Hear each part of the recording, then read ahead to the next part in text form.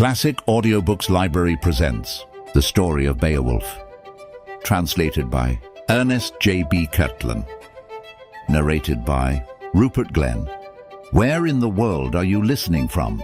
Please drop your city or country in the comments below. I love seeing how far these stories go.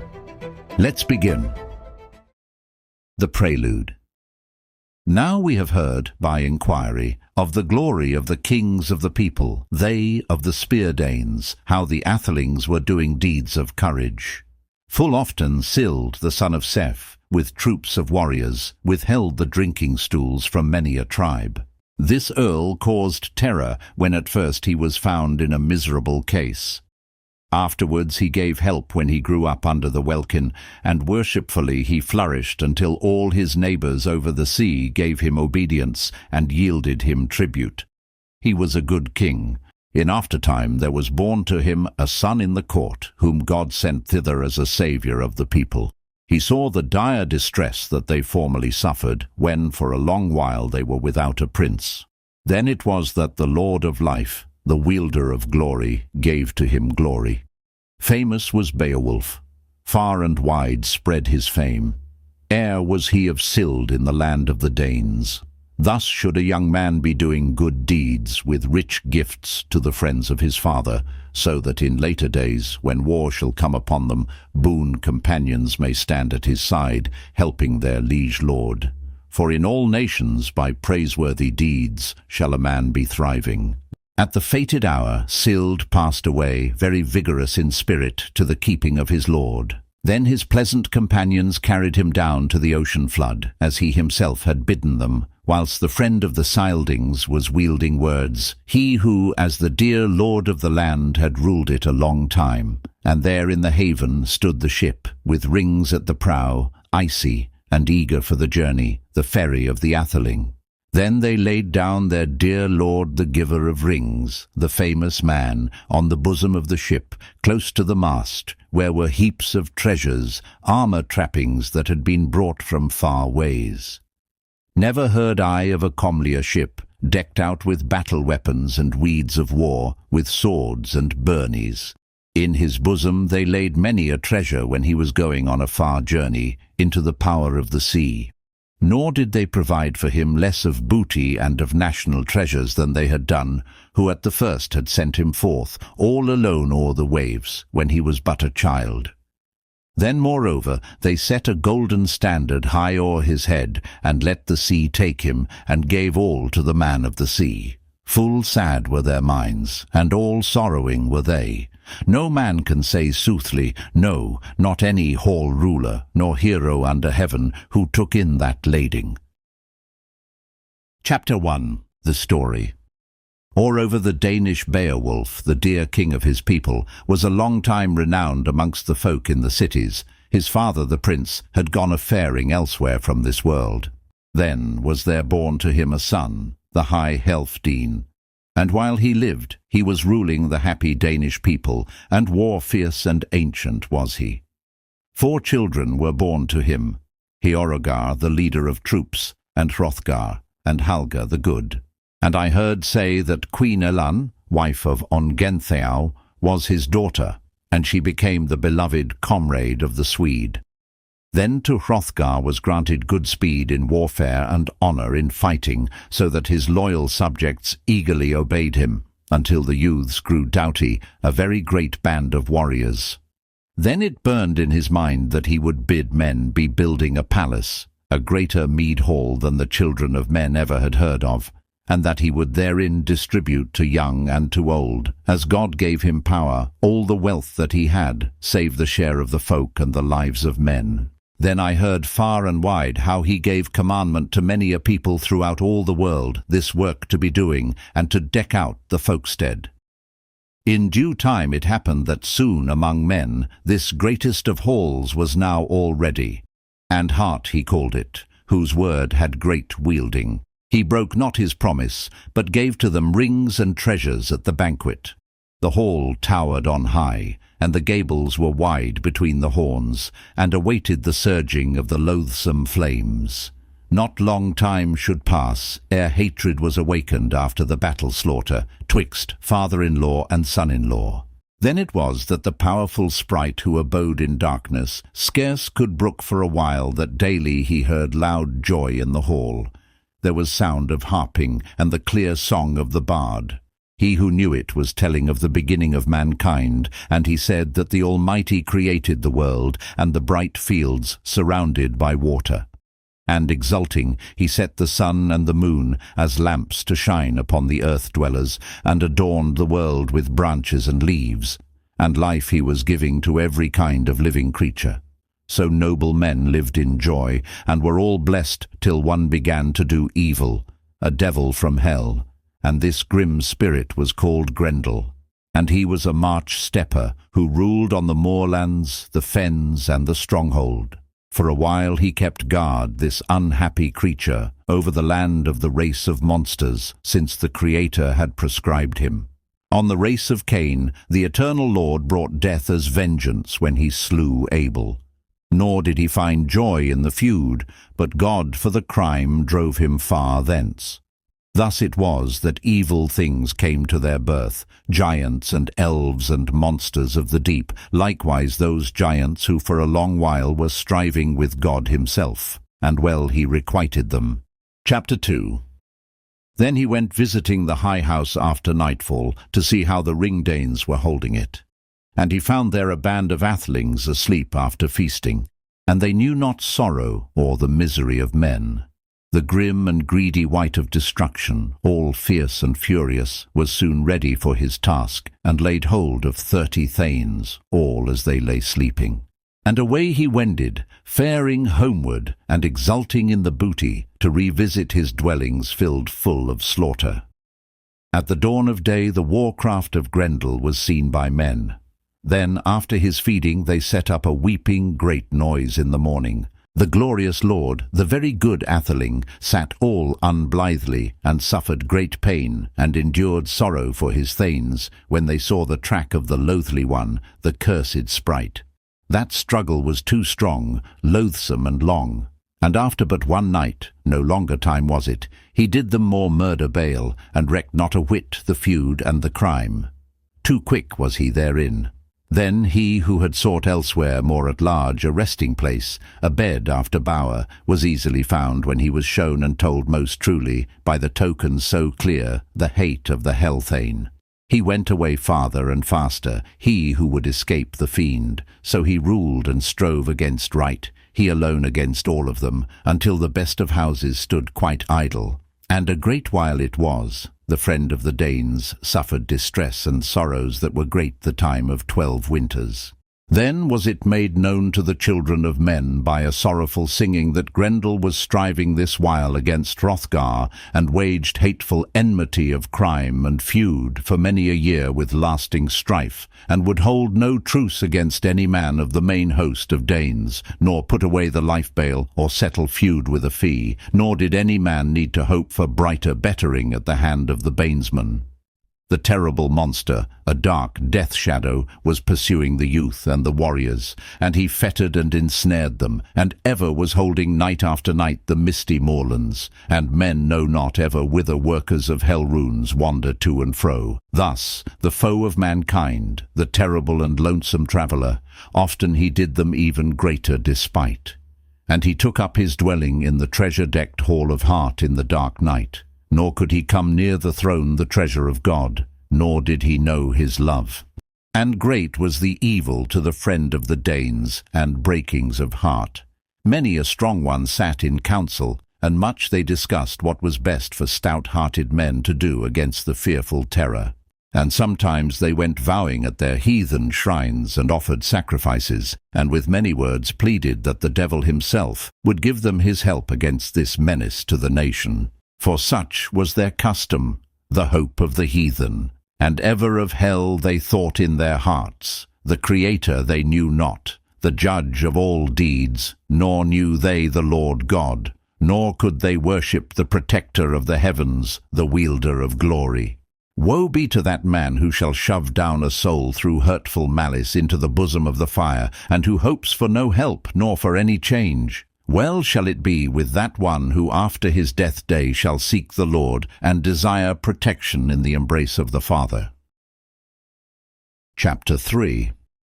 So Beowulf, son of Healfdene, ever was brooding over this time-care, nor could the brave hero avert woe. That conflict was too strong, loathsome and long, that terrible and dire distress, the greatest of night bales which came to the people. Then the Thane of Hygelac, the good man of the Geats, heard from home of the deeds of Grendel, and on the day of this life he was the strongest of main of all men in the world. Noble was he, and powerful. He bade a fair ship be made, and said that he would be seeking the War King, the famous prince, over the Swan Path, and that he needed men. And the proud churls little blamed him for that journey, though dear he was to them. They urged on the valiant man, and marked the omen. The good man of the Geats had chosen champions of those who were keenest, and sought out the ship. And one, a sea-crafty man, pointed to the landmarks. Time passed by, the ship was on the waves, the boat under the cliff, and the warriors all readily went up to the stern. And the currents were swirling, with sea and sand, and men were carrying on to the naked deck bright ornaments and splendid war armour.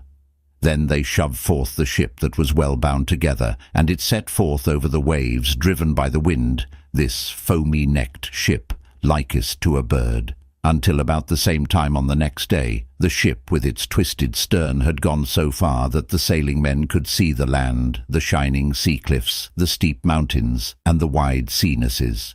Then they crossed the remaining portion of the sea. The Geats went up quickly onto the shore, and anchored the ship. War-shirts and war-weeds were rattling, and they gave God thanks for their easy crossing of the waves. Then the ward of the Swedes, who kept guard over the sea-cliffs, saw them carry down the gangways the bright shields and armour, all ready, and full curious thought tortured him as to who these men were. He, the Thane of Hrothgar, rode down to the beach on his charger, and powerfully brandished the spear in his hand, and took counsel with them. Who are ye armour-bearers, protected by burnies, who come here thus bringing the high vessel over the sea, and the ringed ship over the ocean? I am he that sits at the end of the land and keeps sea-guard, so that no one more loathsome may scathe with ship-army the land of the Danes. Never have shield-bearers begun to come here more openly, yet ye seem not to know the password of warriors, the compact of kinsmen. Nor ever have I seen a greater earl upon earth than one of your band, a warrior in armour. And except his face belie him, he that is thus weapon-bedecked is no hall man, but a peerless one to see. Now must I know your lineage before you go farther with your false spies in the land of the Danes.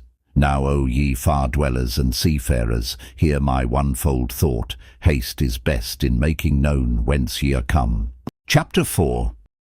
Then the eldest gave answer, and unlocked his treasure of words, the wise one of the troop. We are of the race of the Geats, and hearth-comrades of Hygelac. My father was well known to the folk, a noble prince was he called Ecgtheow.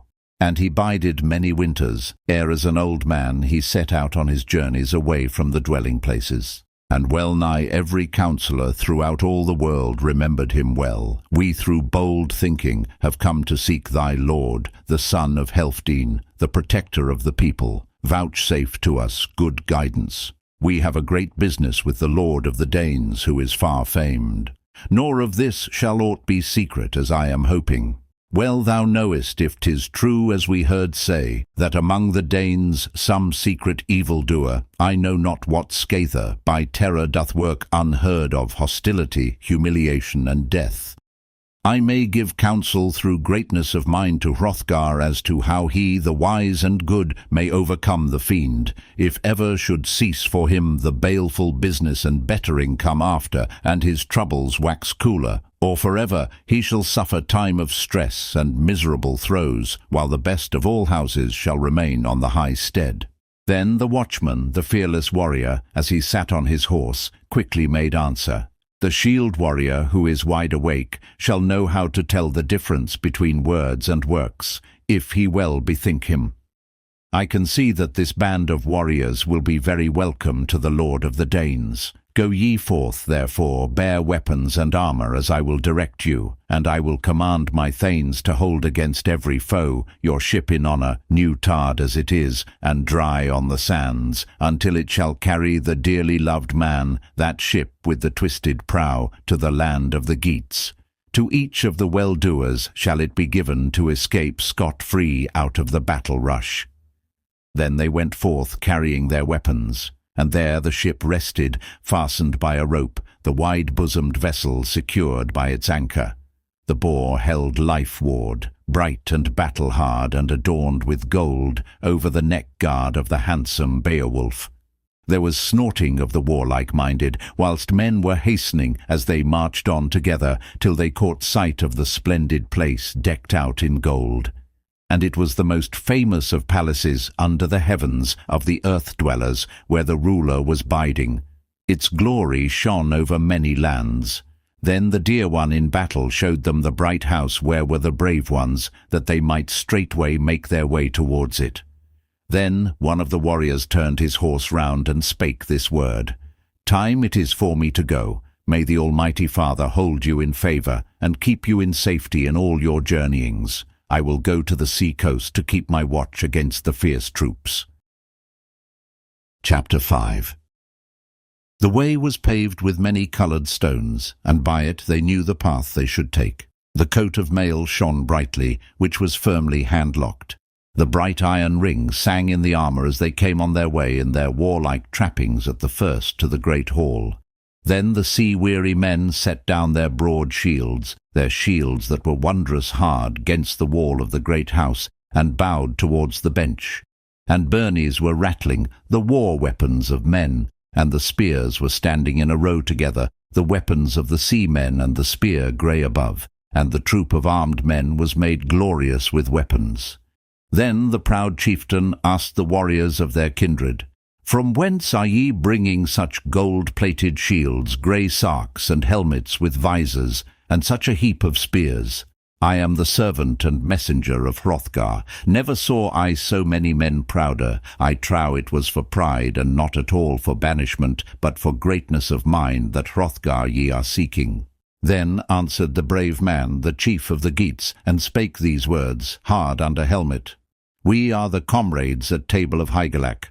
Beowulf is my name. I will say fully this my errand to the son of Healfdene, the famous chieftain, unto thy lord and master, if he will grant us that we may salute him who is so good.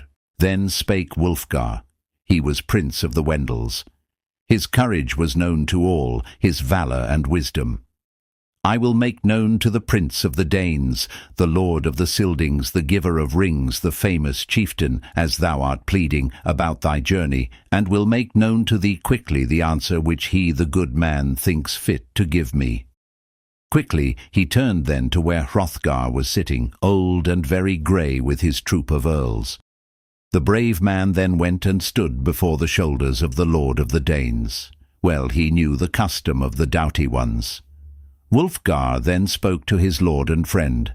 Here are come faring from a far country over the wide sea, a people of the Geats, and the eldest the warriors call Beowulf. And they are asking that they may exchange words with thee, my lord. O Gladman Hrothgar, do not refuse to be talking with them.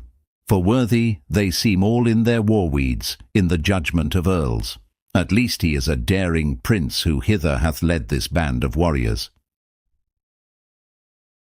Chapter 6. Then spake Hrothgar, the protector of the Danes. Well, I knew him when he was a child, and his old father was called Ecgtheow. And to him did Hrethel of the Geats give his only daughter, and his son is bravely come here, and hath sought out a gracious friend. Then said the seafarers who had brought the goodly gifts of the Geats there for thanks, that he, the battle-brave, had in his hand grip the main craft of 30 men. And the holy God hath sent him for favour to us West Danes, and of this I have hope, 'gainst the terror of Grendel. I shall offer the goodman gifts for his daring. Now make thou haste and command the band of warrior kinsmen into the presence. Bid them welcome to the people of the Danes.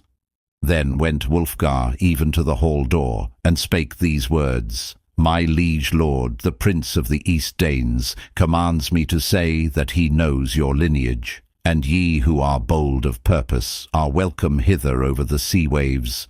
Now may ye go in your war-weeds, under your visored helmets, to see Hrothgar. Let your swords stay behind here, the wood and the slaughter shafts, and the issue of words. Then the prince rose up, and about him was many a warrior, a glorious band of thanes. And some bided there and held the battle garments, as the brave man commanded. And they hastened together under the roof of Hrothgar, as the man directed them. The stout-hearted man went forward, hard under helmet, till he stood by the dais. Then Beowulf spake, and the byrnie shone on him, the coat of mail, sewn by the cunning of the smith. O Hrothgar, all hail! I am the kinsman and comrade of Hygelac. Many marvels I have set on foot in the days of my youth. The affair of Grendel was made known to me in my native land. Seafarers told how this best of all palaces stood idle and useless to warriors, after evening light came down under the brightness of heaven. Then my people persuaded me, the best and the proudest of all my earls, O my lord Hrothgar, that I should seek thee, for they well knew my main strength.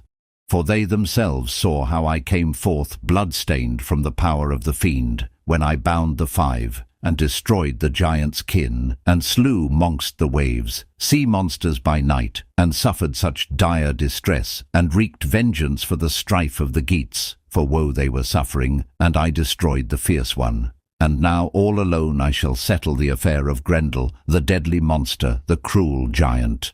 And one boon will I be asking, O prince of the bright Danes, thou lord of the Scyldings, protector of warriors and friend of the folk, that thou wilt not refuse, since so far I am come, that I and my troop of earls, this crowd of brave men, may alone cleanse out heart.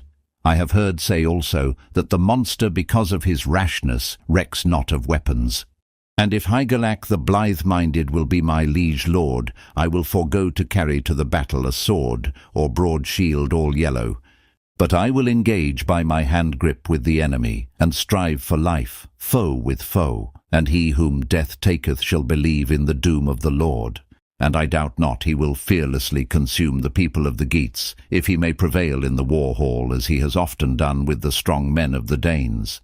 And thou shalt not need to hide my head if death take me, for he will seize me all blood-stained, and will bury the slaughter all bloody, and will think to taste and devour me alone, and without any sorrow, and will stain the glens in the moorland. And thou needest not to sorrow longer over the food of my body. And if battle take me, send to Hygelac this best of coats of mail, the noblest of garments.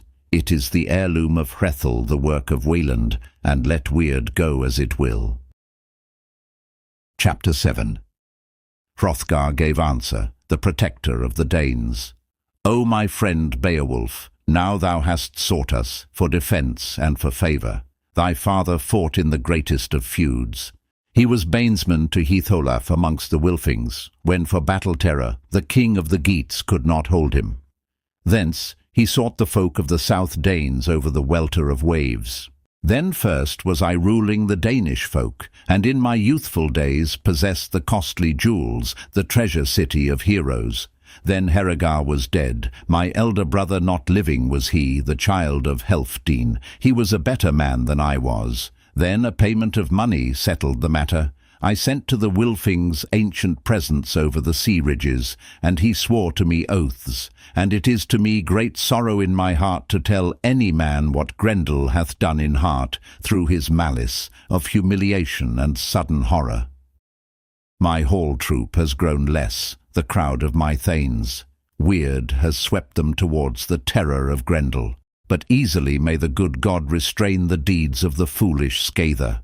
And drunken with beer, the warriors full often boasted o'er the ale-cup that they would bide in the beer-hall the battle of Grendel with the terror of swords. Then was the mead-hall all blood-stained in the morning when dawn came shining, and all the benches were wet with gore, the hall with sword-blood. And so much the less did I rule o'er dear doughty ones whom death had taken. Now sit down to the banquet, and unbind thy thoughts, thy hopes to the thanes, as thy mind inspires thee. Then was there room made in the beer hall for the Geats all together. And there they went and sat down, the strong-hearted men, proud of their strength.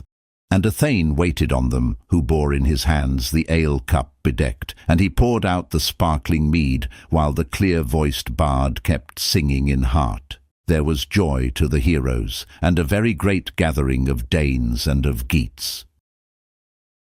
Chapter 8. Spake then Unferth, the son of Wiglaf, who sat at the feet of the lord of the Danes and opened a quarrel. For the journey of Beowulf, of the brave seafarer, was vexation to him, for he could not brook that ever any other man than he himself should obtain greater fame in all the earth. What, said he, art thou that Beowulf who didst contend with Breaker, and strovest for the mastery in swimming o'er wide seas, when ye two for pride were searching the waves, and for foolish boasting risked your lives in the deep waters? No man could dissuade you from that sorrowful journey, neither friend nor foe, when ye two swam in the sea, when ye two enfolded the waves with your arms, and measured the seaways, and brandished your arms as you glided o'er the ocean. The sea boiled with waves the wintry whelming, and for 7 nights long ye were toiling in the stress of seas. But he o'erpowered thee in swimming, for greater strength had he.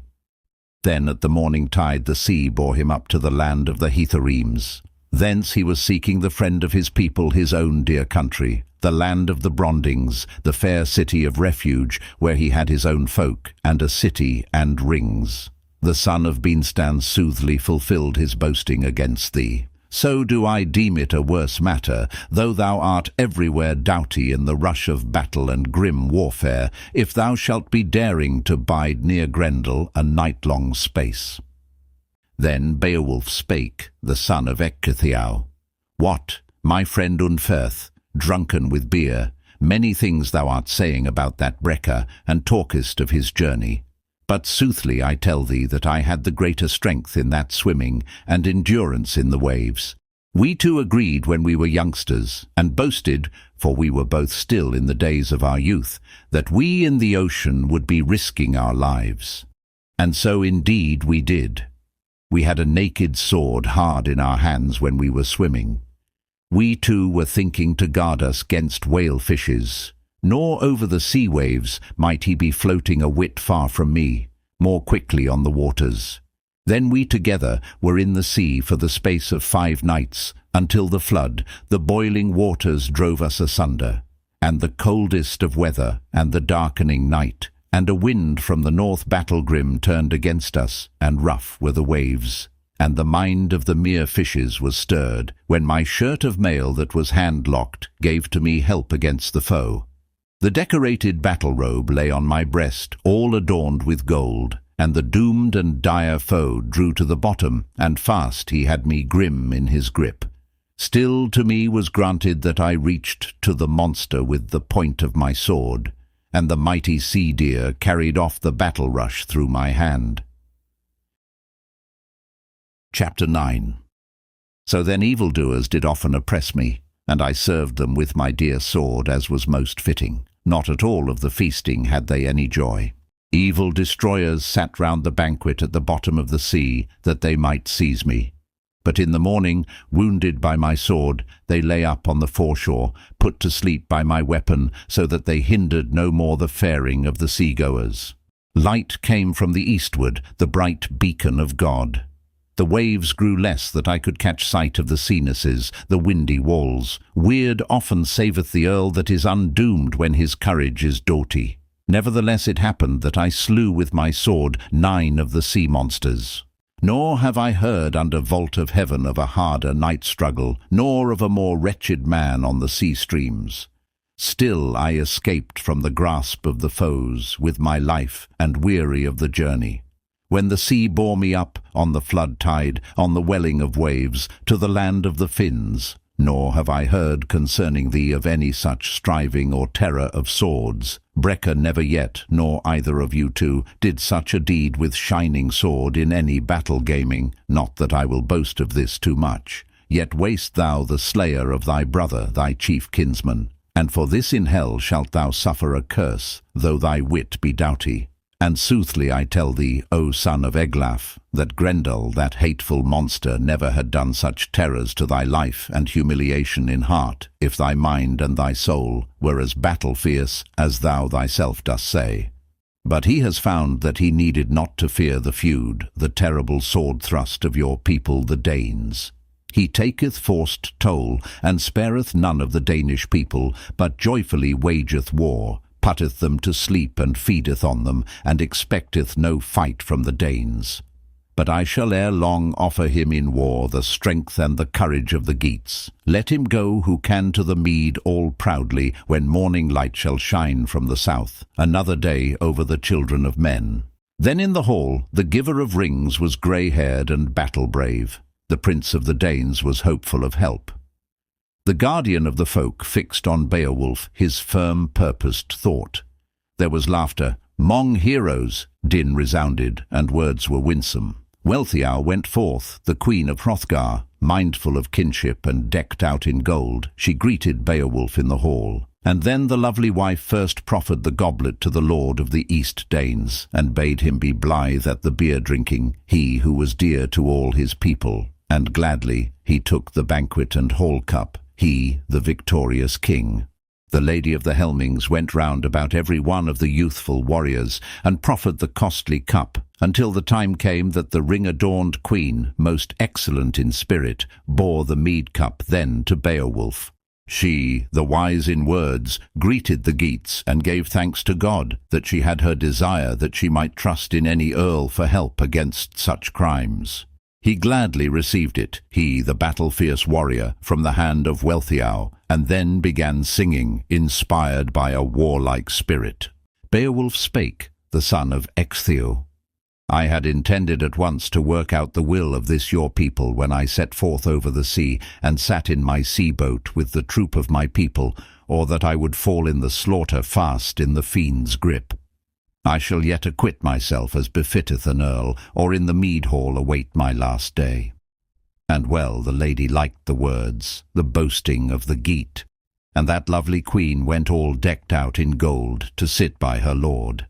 Then mighty words were spoken in the hall as before, by the people in joyance and the noise of the victors, until the son of Healfdene straightway would be seeking his evening rest. And he knew that a battle was doomed in the high hall to the monster, when no longer they could see the light of the sun, or darkening night came stalking over all the shapes of shadows. The troop of warriors rose up, the lord greeted the other.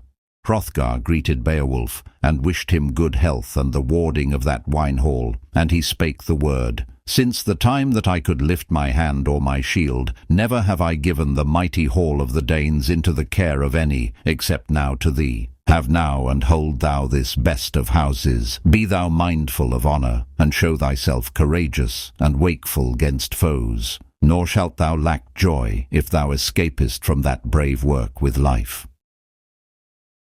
Chapter 10. Then Hrothgar departed with his troop of heroes, he the prince of the Scyldings. Out of hall went he, for the battle chieftain would be seeking out Wealhtheow his queen, that they might go to rest. The glory of kings had appointed a hall-ward, as men say, against Grendel. A thane was in waiting on the prince of the Danes, and his watch was keeping against the giant. The lord of the Geats readily trusted the proud strength, the favour of God. Then doffed he the iron coat of mail and his helmet from his head, and gave his sword bedecked, the choicest of weapons, to a thane that was serving, and bade him to hold ready his armour. Then the good man spoke some words of boasting. "I reck not myself meaner in war powers and works of battle than Grendel doth himself. For I will not with sword put him to sleep and be taking his life away, though well I might do it.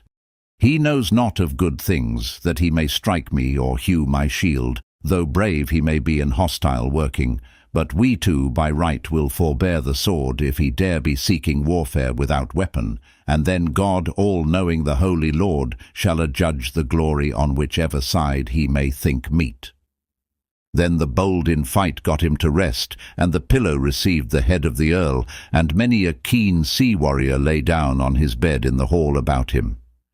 None of them thought that he thence would ever seek another dear home, folk or free city where he was a child, for they had heard that fell death had taken ere this too many in that wine-hall of the people of the Danes. But the Lord gave weavings of war speed to the people of the Geats, both comfort and help, so that they all overcame their enemies through the craft of one man and by his might only. And truly it is said that God Almighty doth wield for ever the race of men. Then came in the one night, the shadow-goer gliding. Warriors were sleeping when they should have been keeping guard over that palace, all save one only. It was well known to men that their constant foe could not draw them into shadowy places when the Creator was unwilling. But he, ever wakeful, in angry mood and fiercely indignant against the foe, was waiting the issue. Chapter 11. Then came Grendel, stalking from the moors among the misty hill slopes, and he bore God's anger, and the wicked scather of humankind, fully intended to ensnare a certain one in the high hall. So he wended his way under the welkin to where he knew that the best of wine-halls, the gold hall of man, was adorned with gold plating. Nor was that the first time that he sought out the home of Hrothgar. Nor ever in former or later days did he find a harder welcome from hall thanes. Then the creature bereft of all joy came to the great hall, and the door, strongly bound with firebands, soon sprang open at his touch. And the evil-minded one in his fury burst open the door of the palace. And soon after this the enemy, angry in mind, was treading o'er the doomed floor. And a fearsome light streamed forth from his eyes, likest to a flame. And he could see many a warrior in that palace, a troop of peace-lovers asleep together, a company of kinsmen, and he laughed aloud. Then the terrible monster fully intended to cut off from life every one of them there, when he was expecting abundance of meat.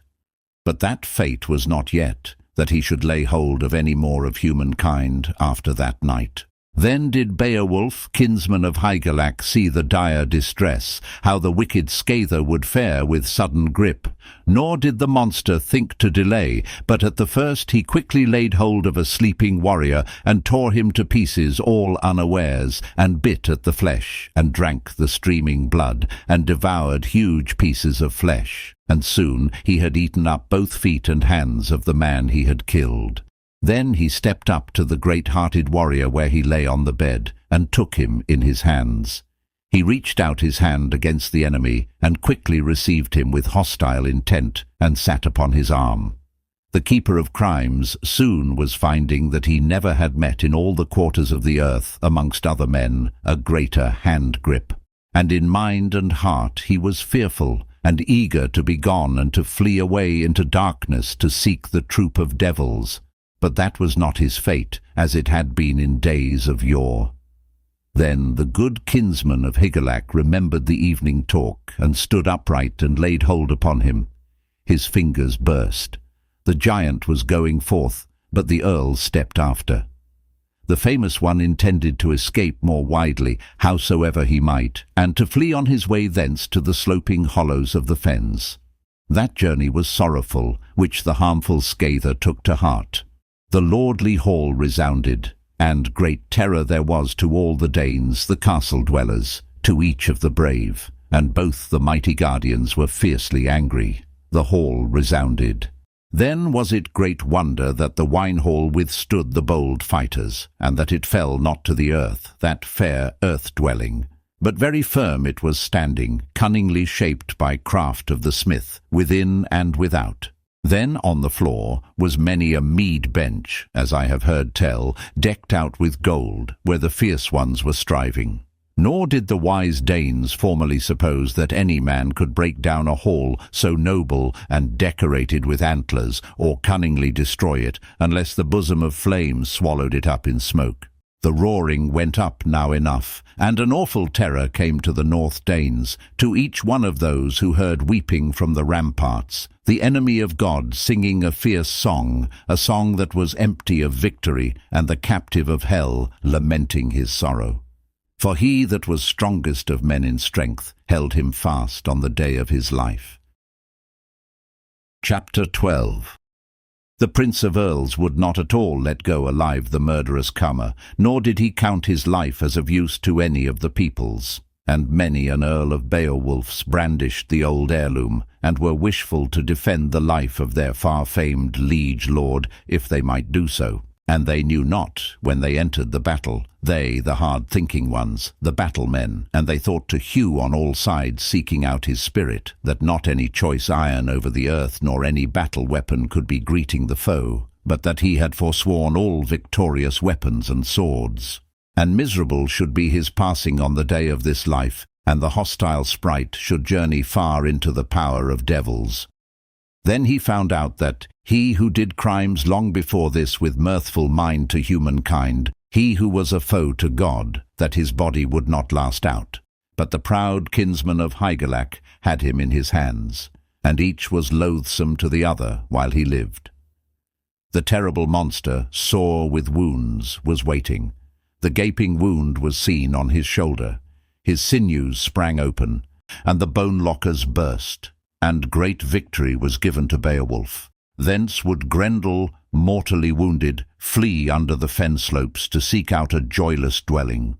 The more surely he knew he had reached the end of his life, the number of his days. Joy befell all the Danes after the slaughter rush. So he had cleansed the hall of Hrothgar, he who had come from far, the proud and stout-hearted one, and saved them from strife. He rejoiced in the night work and in the glorious deeds. His boast he had fulfilled, this leader of the Geats, which he made to the East Danes, and likewise made good all the distresses and the sorrows which they suffered of yore from the foe, and which through dire need they had to endure, of distresses not a few.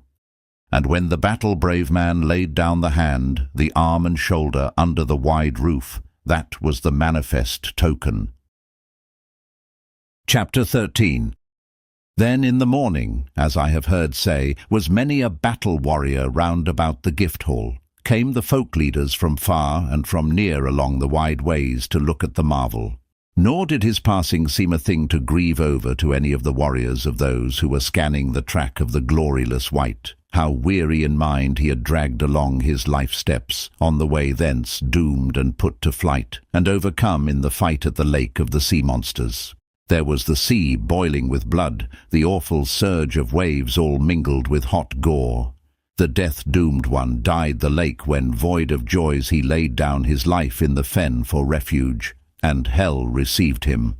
Thence after departed the old companions, likewise many a young one from the joyous journeys, proud from the lake to ride on mares, the youths on their horses, and there was the glory of Beowulf proclaimed, and many a one was saying that no man was a better man, no, none in the whole wide world under arch of the sky, of all the shield-bearers, neither south nor north by the two seas. Nor a whit did they blame in the least their friend and lord, the glad Hrothgar, for he was a good king.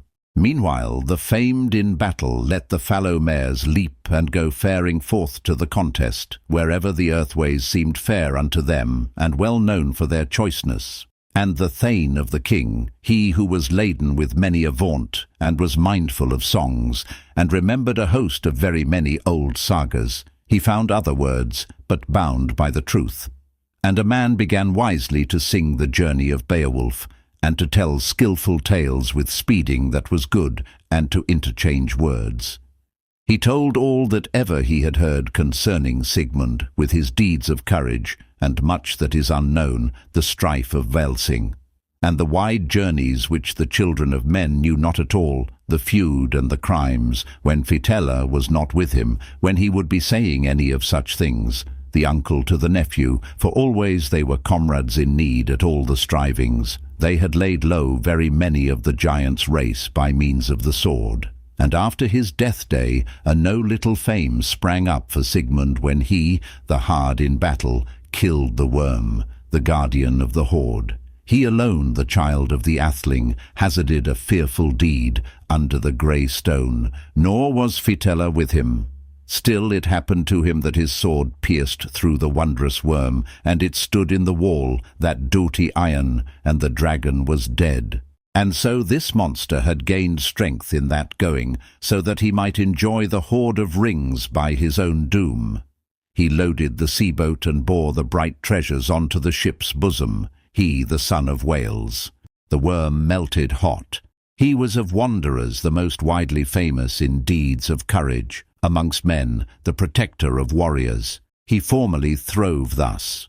Then the warfare of Heorot was waning, his strength and his courage, and he was betrayed among the giants into the hands of the foes, and sent quickly away. And too long did whelming sorrow vex his soul.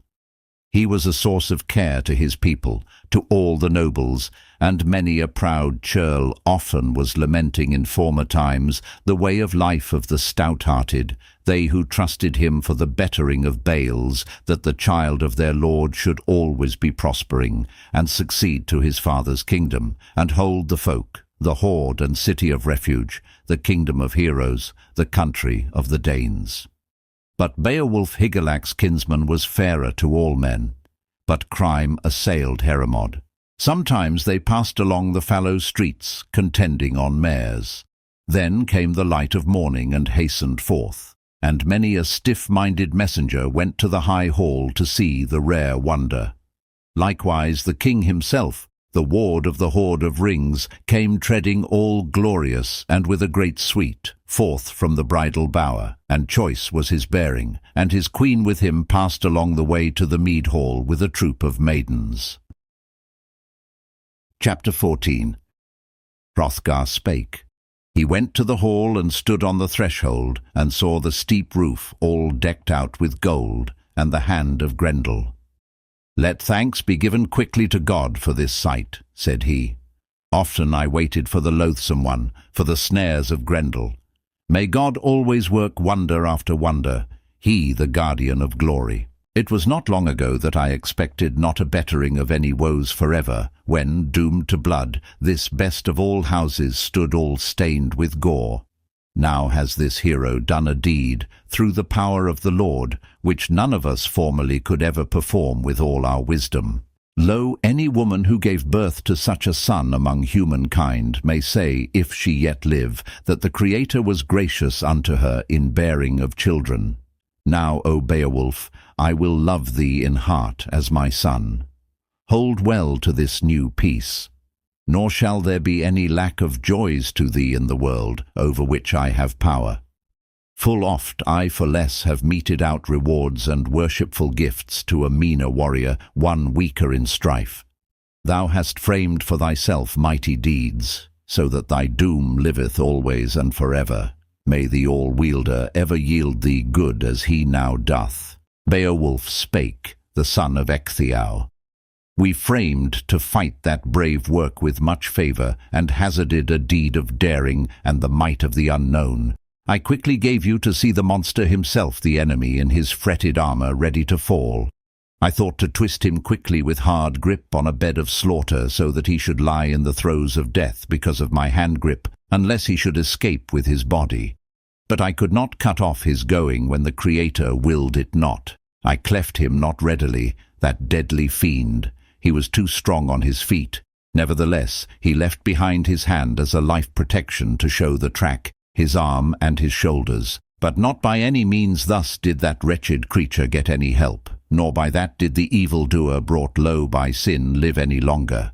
But sorrow hath him in its fatal grip, closely encompassed with baleful bands. There shall a man covered with sins be biding a mickle doom, as the shining Creator will prescribe." Then was the man silent, the son of Wiglaf, in his boasting speech about deeds of battle, when the athelings looked at the hand high up on the roof, by the craft of the earl, and the fingers of the foe, there before each one. And each of the places of the nails was likest to steel, the claw of the heathen, the uncanny claw of the battle warrior. Everyone was saying that no very good iron of any of the brave ones would touch him at all, that would bear away thence the bloody battle-hand of the monster. Chapter 15. Then was it bidden that hearts should be decked by their hands on the inside, and many there were of the men and wives who adorned that wine-hall, the guest-chamber, and the tapestries shone along the walls brocaded with gold. many a wonderful sight for every man who stareth upon them. And that bright dwelling was greatly marred, though within it was fast bound with iron, yet the door hinges had sprung apart. The roof alone escaped all safe and sound when the monster turned to flight, despairing of life, and doomed for his crimes. Nor will it be easy to escape from that fate, whosoever may try to, but he shall get by strife the ready place of the children of men of the soul-bearers, who dwell upon earth by a fate that cannot be escaped, where his body shall sleep after the banquet fast in the tomb. Then was the time for Healfdene's son to go into the hall, when the king himself would partake of the banquet. Nor have I ever heard tell that any people in greater numbers bore themselves better about their treasure-giver. And the wealthy ones sat down on the bench and rejoiced in their feeding. And full courteously their kinsmen took many a mead-cup, they the stout-hearted Hrothgar and Hrothulf in the high hall, and within was heart filled with friends. And by no means were the Danes the while framing treacheries. Then the son of Healfdene gave to Beowulf the golden banner, the decorated staff banner as a reward for his conquest, and the helm and the byrnie. And many a one saw the youth bear in front the bejewelled sword. Beowulf took the cup in the hall, nor did he need to be ashamed of the fee-gift in the presence of warriors. Nor have I heard tell of many men giving to others on any ale-bench 4 gifts gold-decked in friendlier fashion. The outside rim wound with wires gave protection to the head on the outer side around the crown of the helmet, so that many an heirloom could not hurt fiercely the helmet that was hardened by being plunged in cold water when the shield warrior should attack the angry one. The protector of earls commanded 8 horses to be brought in under the barriers, with bridles gold-plated, and a vari-coloured saddle was fixed upon one of them, decked out with treasures, and this was the battle-seat of the High King when the son of Healfdene would be doing the sword-play. Never in the van did it fail the warrior so widely kenned when the helmets were falling. Then the prince of the Danes gave to Beowulf the wielding of them both, of horses and weapons, and bade him well enjoy them. And thus, in manly fashion, the famous chieftain, the treasure guardian of heroes, rewarded the battle onslaught with horses and treasures, so as no man can blame them, whoever will be saying rightly the truth. Chapter 16. Then the Lord of Earls, as he sat on the mead bench, gave glorious gifts to each one of those who had fared with Beowulf over the ocean ways, and heirlooms they were. And he bade them atone for that one with gold, whom formerly Grendel had wickedly killed, as he would have done more of them, unless Almighty God and the spirit of Beowulf had withstood Weird. The Creator ruleth all of humankind, as still he is doing. And good understanding is always the best thing, and forethought of mind. And he who long enjoys here the world in these strife days shall be biding both pleasant and loathsome fate. Then was there clamour and singing together in the presence of the battle-prince of Healfdene, and the harp was sounded and a song often sung, when Hrothgar's scop would tell forth the hall mirth as he sat on the mead bench. When fear was befalling the heirs of Finn, the hero of the half-Danes, and naif of the Danes must fall in the slaughter of the Frisian people.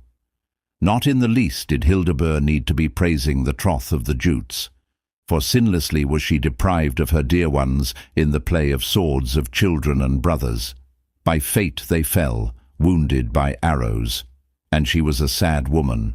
Nor without reason did the daughter of Hoc mourn their doom. When morning light came, and she could see under the sky the murder of her kinsman, where she before in the world had the greatest of joy. For warfare took away all the thanes of Finn, except a mere remnant, so that he could not, in the place where they met, fight any warfare at all with Hengest, nor seize from the prince's thane the woeful leavings by fighting, but they offered him terms, so that they all made other room for them on the floor, and gave them halls and a high seat, that they might have half the power with the children of the Geats.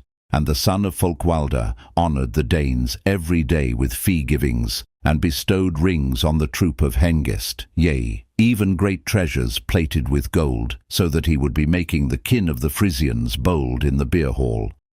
Then they swore on both sides a treaty of peace.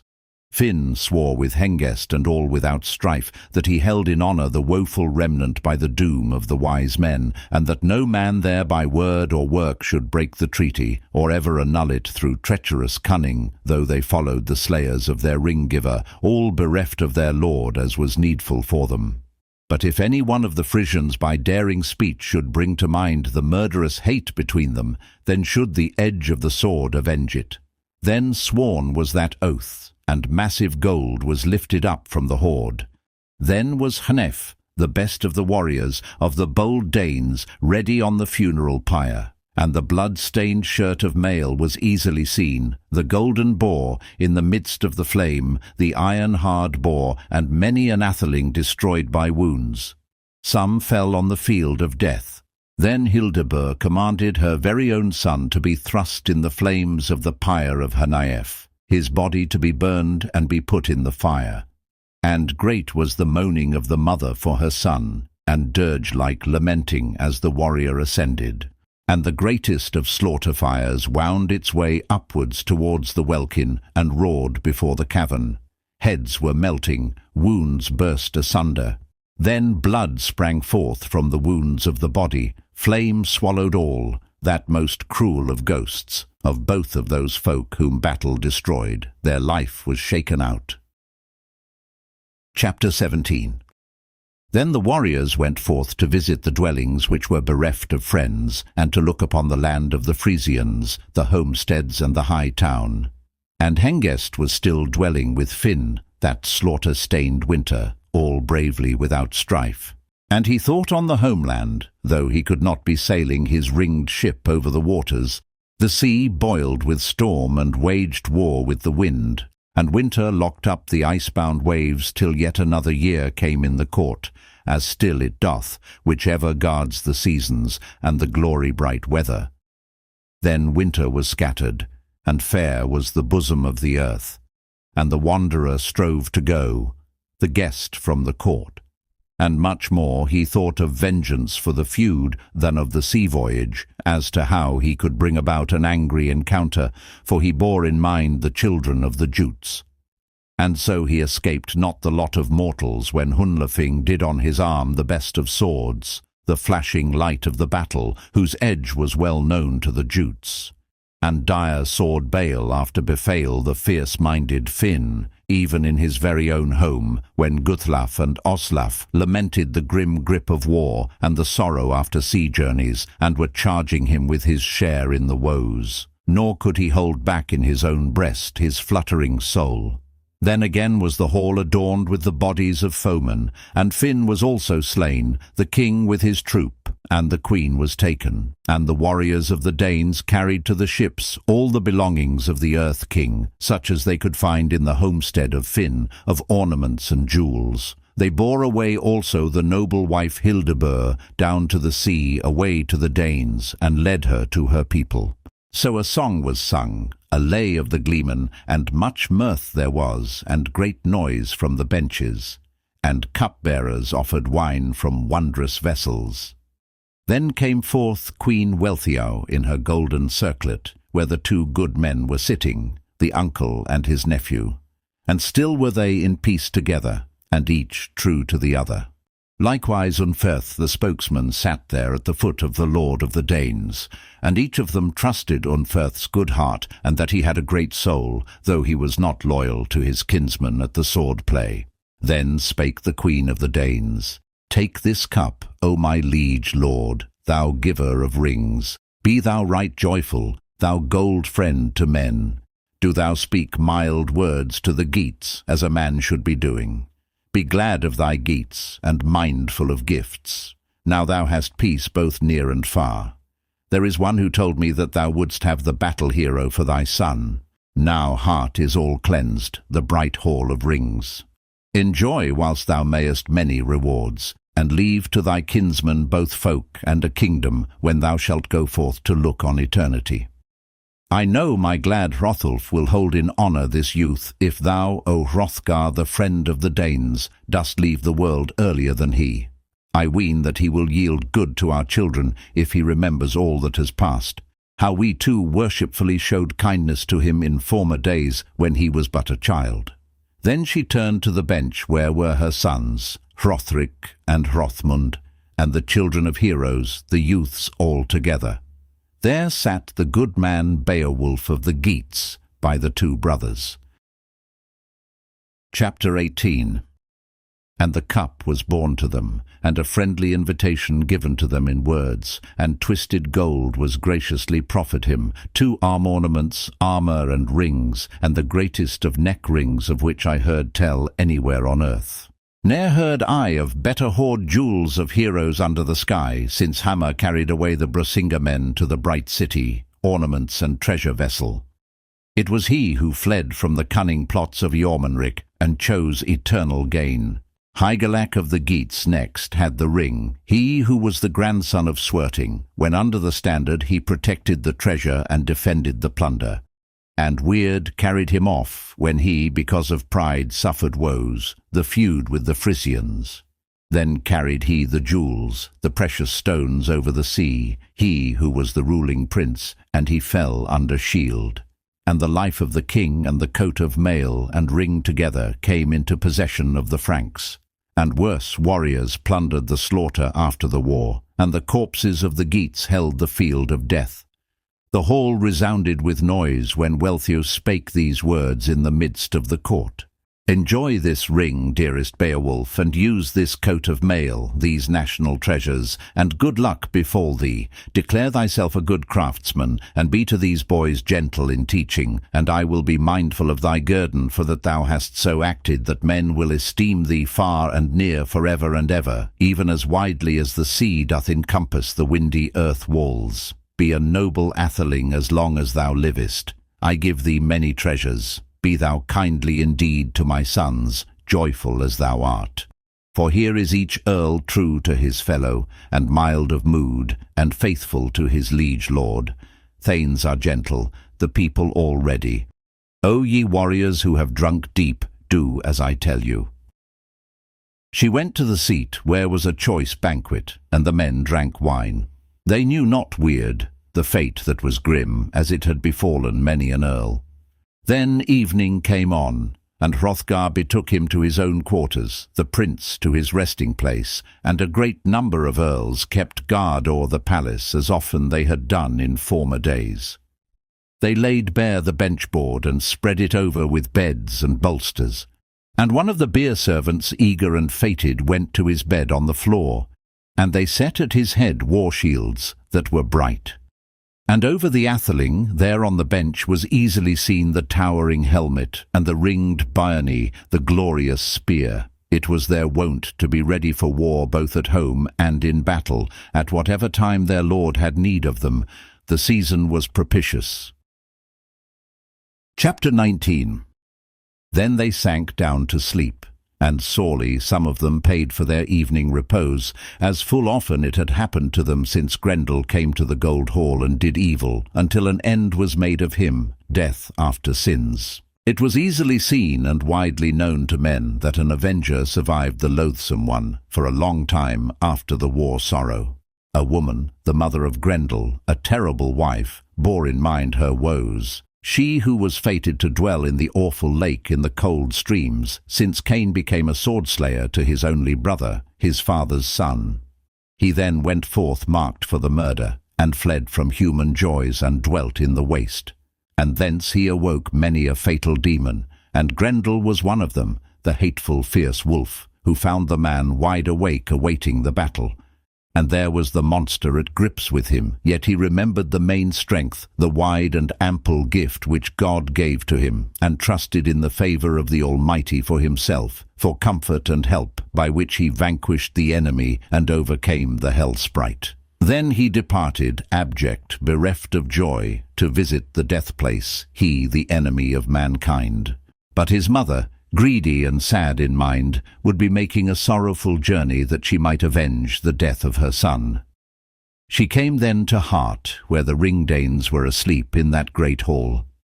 Then soon there came misfortune to the earls when the mother of Grendel entered the chamber. Yet less was the terror, even by so much as the craft of maidens. The war terror of a wife is less than that of men beweaponed, when the sword, hard bound and forged by the hammer, and stained with blood, cuts the bore on the helmet of the foe with its edge.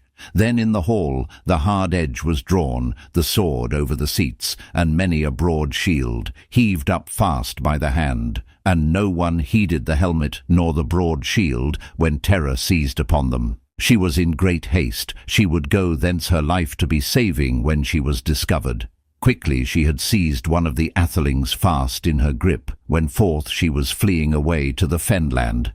He was to Hrothgar the dearest of heroes, in the number of his comrades by the two seas, a powerful shield warrior, whom she killed as he slumbered, a youth of renown. Beowulf was not there. To another the place was assigned after the treasure gift had been bestowed on the famous Geat. Then a great tumult was made in heart, and with bloodshed she had seized the well-known hand of Grendel her son.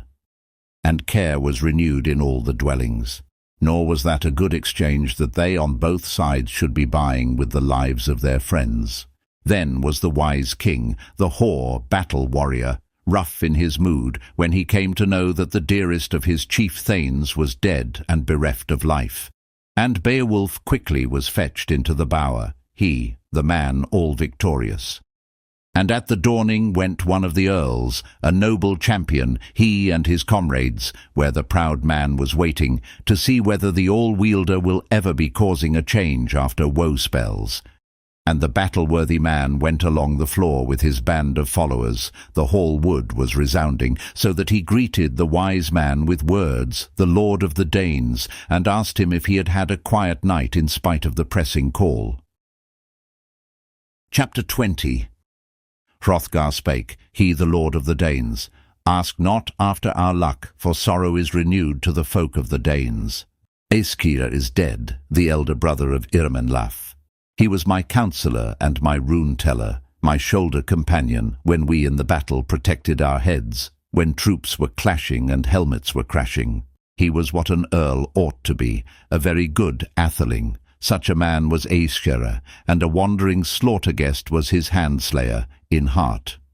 I know not whither that dire woman, exulting in carrion, and by her feeding made famous, went on her journeys. She was wreaking vengeance for the feud of thy making, when thou killedst Grendel but yesternight, in a violent way with hard grips, because all too long he was lessening and destroying my people. He fell in the struggle, gave his life as a forfeit, and now comes another, a mighty man-scather, to avenge her son, and the feud hath renewed as may seem a heavy heart-woe to many a thane who weeps in his mind over the treasure-giver. Now lieth low the hand which availed you well for every kind of pleasure. I heard land-dwellers and hall-counsellors and my people say that they saw two such monstrous march-steppers, alien sprites, holding the moorland. And one of them was in the likeness of a woman as far as they could tell. The other, shapen wretchedly, trod the path of exiles in the form of a man, except that he was greater than any other man, he whom in former days the earth-dwellers called by name Grendel. They knew not his father, whether any secret sprite was formerly born of him. They kept guard over the hidden land, and the wolf-slopes, the windy nesses, the terrible fen path where the mountain streams rush down under mists of the nesses, the floods under the earth. And it is not farther hence than the space of a mile where standeth the lake, over which are hanging the frosted trees, their wood fast by the roots, and shadowing the water. And there every night one may see dread wonders, fire on the flood. And there liveth not a wise man of the children of men who knoweth well the ground. Nevertheless the heath-stepper, the strong-horned hart, when pressed by the hounds, seeketh that woodland, when put to flight from afar, ere on the hillside, hiding his head he gives up his life. Nor is that a canny place, for thence the surge of waters riseth up one to the welkin, when stirred by the winds, the loathsome weather, until the heaven darkens and skies weep. Now is good counsel depending on thee alone. Thou knowest not the land, the terrible places where thou couldest find the sinful man. Seek it if thou darest. I will reward thee for the feud with old-world treasures, so I did before, with twisted gold if thou comest thence on thy way. Chapter 21. Beowulf spake, the son of Ecgtheow. Sorrow not, O wise man. It is better for each one to avenge his friend when he is much mourning. Each one of us must wait for the end of his world life. Let him work who may ere the doom of death come, that is afterwards best for the noble dead. Arise, O ward of the kingdom. Let us go forth quickly to trace out the going of Grendel's kinswoman. I bid thee do it. For neither in the bosom of the earth, nor in forests of the mountains, nor by the ways of the sea, go where she will, shall she escape into safety. Do thou this day be patient in every kind of trouble, as I also hope to be. The old man leapt up and gave thanks to God, the mighty Lord, for the words of Beowulf. Then was bridled a horse for Hrothgar, a steed with twisted hair, and as a wise prince he went forth in splendid array. The troop of shield warriors marched along, and the traces were widely seen in the forest ways, the goings of Grendel's mother over the ground. Forward she had gone over the murky moorlands, and had borne in her grasp, bereft of his soul, the best of the thanes who were wont to keep watch over Hrothgar's homestead. Then Beowulf, the atheling's child, stepped o'er the steep and stony slopes and the narrow pathways, and the straitened single tracks, an unknown way, by the steep nesses, and by many a sea-monster's cavern. And one of the wise men went on before to seek out the path, until all at once he found some mountain trees overhanging the grey stones, a forest all joyless. And underneath was a water all blood-stained and troubled. And a grievous thing it was for all the Danes to endure, for the friends of the Scyldings, and for many a thane, and distressful to all the earls, when they came upon the head of Aesir on the cliffs above the sea. The flood boiled with blood, and with hot gore the folk looked upon it. And at times the horn sounded a battle song ready prepared. All the troop sat down, and many kinds of serpents they saw in the water, and wonderful dragons searching the sea, and on the cliff slopes monsters of the ocean were lying at full length, who at the morning tide often make a woeful journey on the sail-path, and snakes and wild beasts they could see also. And these living things fell down on the path all bitter and angry when they perceived the noise and the blast of the war-horn. And the prince of the Geats killed one of them with his bow and arrows, and ended his wave-strife, and he was in the sea, slower at swimming as death swept him away, and on the waves by fierce battle hard pressed, and with boar-spears savagely barbed, the wondrous sea-monster was assailed in the struggle, and drawn up on the headland, and men were looking at the awful stranger. And Beowulf put on him his armour, that was fitting for an earl, and by no means did he lament over his life, for the hand-woven coat of mail, which was ample and of many colours, was destined to explore the deeps, and knew well how to defend his body, so that neither battle grip nor the hostile grasp of the treacherous one might scathe breast or life. And the white helmet thereof warded his head, that which was destined to search out the bottom of the sea and the welter of waters, and which was adorned with treasures and encircled with noble chains, wondrously decked and set round with boar images, as in days of yore a weaponsmith had made it for him, so that no brand nor battle-sword could bite him. And by no means was that the least of aids in battle that the spokesman of Hrothgar lent him at need, even the hilted sword which was called Hrunting, and it was one of the ancient treasures. Its edge was of iron and poison-tipped, and hardened in battle sweat. And never did it fail in the fight any man who brandished it in his hands, or who dared to go on fearful journeys to the field of battle. And that was not the first time that it was to do deeds of courage. And Unferth did not think, he the kinsman of Wiglaf, crafty of strength, of what he formerly had said when drunken with wine he had lent that weapon to a braver sword-warrior. He himself durst not risk his life in the stress of the waters and do a glorious deed, and thereby he lost his doom of famous deeds. But thus was it not with that other, for he had got himself ready for the battle. Chapter 22. Beowulf spake, the son of Ecgtheow. O kinsman of Helfdene, thou far-famed and proud prince, thou gold friend of men, now that eager I am for this forth-faring, bethink thee now of what we two were speaking together, that if I should lose my life through helping thee in thy need, thou wouldst be always to me in the place of a father after my death. Be thou a guardian to my kinsmen, my thanes, and my hand-comrades, if battle should take me. And dear Hrothgar, send thou the gifts which thou didst give me to Hygelac, and the lord of the Geats, the son of Hrethel, when he looks on the treasure and perceives the gold, will see that I found a giver of rings, one good and open-handed, and that while I could I enjoyed the treasures. And do thou let Unferth, the man who is far famed, have the old heirloom, the curiously wrought sword with its wave-like device, with its hard edge. I work out my fate with runting, or death shall seize me. After these words the lord of the Geats courageously hastened, and by no means would he wait for an answer. The whelming sea received the battle hero, and it was a day's while before he could see the bottom of the sea. And very soon the fierce and eager one who had ruled the expanse of the floods for 100 years, she, the grim and greedy, saw that a man was searching out from above the dwelling of strange monsters. Then she made a grab at him and closed on the warrior with dire embrace. But not at first did she scathe his body, safe and sound.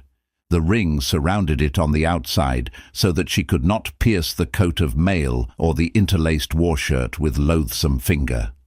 Then the sea-wolf, when she came to the bottom of the sea, bore the ring-prince towards her house, so that he might not, though he was so strong in soul, wield any weapon. And many a wonder oppressed him in the depths. Many a sea-beast broke his war-shirt with his battle-tusks, and monsters pursued him. Then the earl saw that he was in he knew not what hall of strife, where no water scathed him a whit, nor could the sudden grip of the flood touch him because of the roof-hall. He saw, too, a firelight, a bright pale flame shining. Then the good man caught sight of the she-wolf, that monstrous wife, down in the depths of the sea, and he made a mighty rush with his sword, nor did his hand fail to swing it, so that the ringed mail on her head sang a greedy death-song.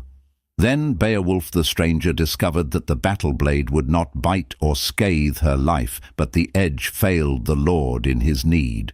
It had suffered many hand-blows, and the helmet, the battle-dress of the doomed one, it had often cut in two. That was the first time that his dear sword-treasure failed him. Then he became resolute, and not by any means did he fail in courage, that kinsman of Hygelac, mindful of glory. And this angry warrior threw away the stout sword, bound round with jewels, with its wavy decorations, and with its edge of steel, so that it lay prone on the ground. And henceforth he trusted in his strength and the hand-grasp of might. So should a man be doing when he thinketh to be gaining long-lasting praise in fighting, and careth not for his life. Then the lord of the Geats seized by the shoulder the mother of Grendel, nor at all did he mourn over that feud. And he, the hard in battle, threw down his deadly foe when he was angry, so that she lay prone on the floor. But she very quickly, with grimmest of grips, requited him a hand-reward, and made a clutch at him. And the weary in soul, that strongest of fighters, he, the foot-warrior, stumbled and fell. Then she sat on that hall-guest, and drew forth her axe, broad and brown-edged, and would fain be avenging the death of her child, of her only son. But on his shoulder was the coat of mail all woven, which saved his life, and prevented the entrance of the point and the edge of the sword. And the son of Ecgtheow, the prince of Geats, would have surely gone a journey under the wide earth, unless that warlike coat of mail had given him help, that hard war-net.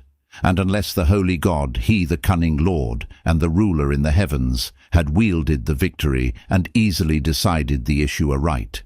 Then he straightway stood up. Chapter 23.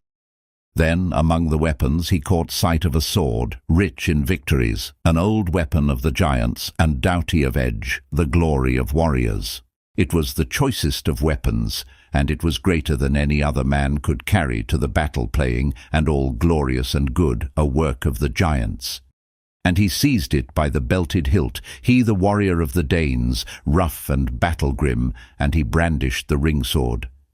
And despairing of life, he angrily struck, so that hardly he grasped at her neck and broke the bone rings. And the point pierced through the doomed flesh covering, and she fell on the floor. The sword was all bloody, and the man rejoiced in his work. Shone forth the bright flame, and a light stood within, even as shineth the candle from the bright heavens. And then he looked on the hall, and turned to the wall. And the Thane of Hygelac, angry and resolute, heaved hard the weapon, taking it by the hilt. And the edge was not worthless to the battle-warrior, for he would be quickly requiting Grendel many a war-rush which he had done upon the West Danes, many times oftener than once when in sleeping he smote the hearth-comrade of Hrothgar, and fed on them sleeping of the Danish folk, some 15 men, and bore forth yet another one, that loathly prey. And well he requited him, this furious champion, when he saw the war-weary Grendel lying in death, all void of his life, as formerly in heart the battle had scathed him.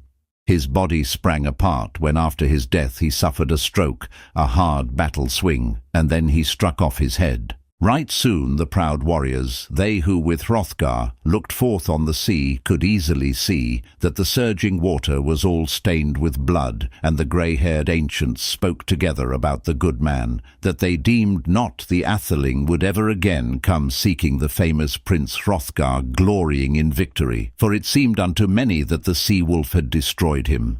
Then came noonday. The valiant Danes left the headland, and the gold friend of men went homeward thence. And the strangers of the Geats, sick in mind, sat and stared at the water. They knew and expected not that they would see again their liege lord himself.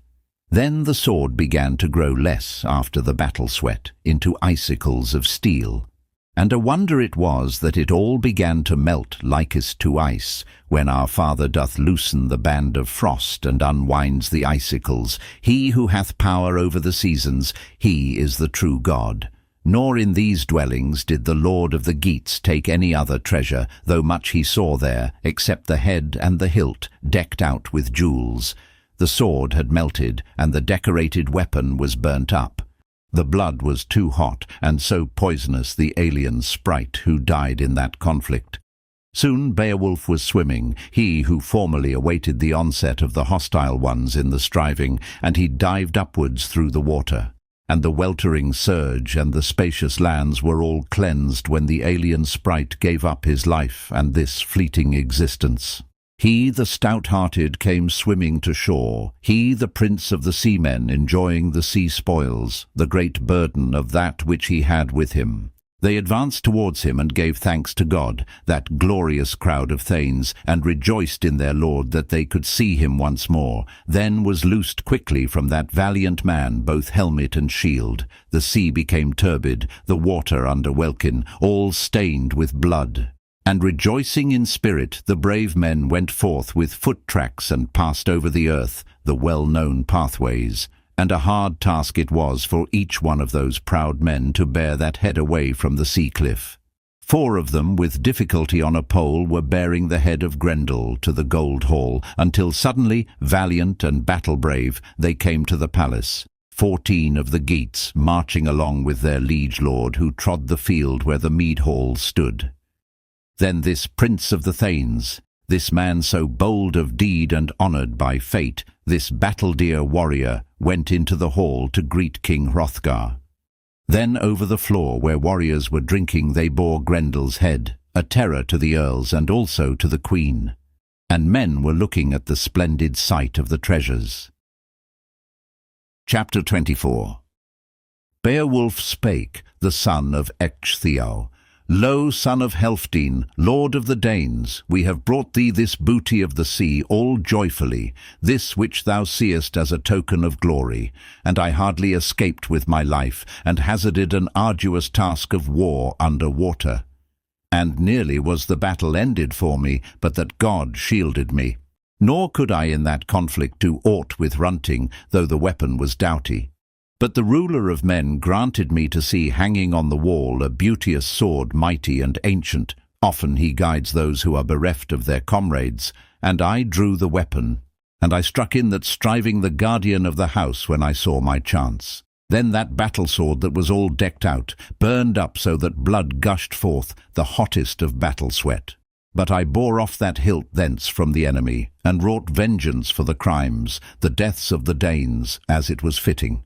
And here I bid thee to take thy rest, all sorrowless in heart, with the troop of thy men, and each of the thanes of thy people, the youth and the doughty ones. O Lord of the Danes, no longer needst thou fear for them, because of Earl's life-bale as before thou didst. Then was the golden hilt, the work of the giants, given into the hand of the old warrior, the hoary battle-chief. This work of the wondersmiths went into the possession of the Lord of the Danes after the destruction of devils. And when the man of the fierce heart, the adversary of God, guilty of murder, forsook this world, it passed to the best of world kings by the two seas, of these who in Cedar Isle dealt out treasures. Hrothgar spake and looked upon the hilt, the old heirloom on which was written the beginning of the ancient feud since the flood. The all-embracing ocean slew the giant race, when they bore themselves presumptuously. They were a folk strangers to the eternal God, to whom the ruler gave their deserts, through whelming of waters. Thus was there truly marked on the sword guards of shining gold, by means of rune staves, set down and stated by whom that sword was wrought at the first, that choicest of weapons, with its twisted hilt, adorned with a dragon. Then spake the wise man the son of Helfdene, and all kept silence. He who doeth truth and right among the folk, and he who can recall the far-off days, he the old protector of his country may say that this earl was well born. Thy fair fame is spread throughout the wide ways, among all peoples, O my friend Beowulf. Thou dost hold all with patience, and might with the proud of mind. I will perform the compact as we two agreed. Thou shalt be a lasting aid to thy people, a help to the heroes. Not so was Heorot to the sons of Egwella, the honourful Danish folk. For he did not become a joy to them, but slaughter and death to the Danish people. But in a fury he killed the table companions, his boon comrades, until he alone, the famous chieftain, turned away from human joys. And though the mighty God greatly exalted him by the joys of strength over all people, and rendered him help, yet a fierce horde of hate grew up in his soul.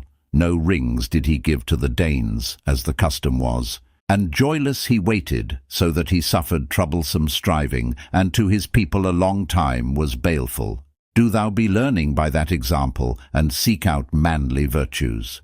I who am old in winters sing thee this song. And a wonder is it to say, how the mighty God giveth wisdom to mankind through wideness of mind, lands, and earlship. He hath power over all. Sometimes he letteth the thought of man of famous kith and kin be turning to love, and giveth him earth-joys in his own country, so that he holdeth the city of refuge among men, and giveth him to rule over parts of the world, and very wide kingdoms, so that he himself foolishly never thinketh of his end. He dwelleth in weal, and neither disease nor old age doth deceive him a whit, nor doth hostile sorrow darken his mind, nor anywhere do strife or sword-hate show themselves, but all the world doth go as he willeth.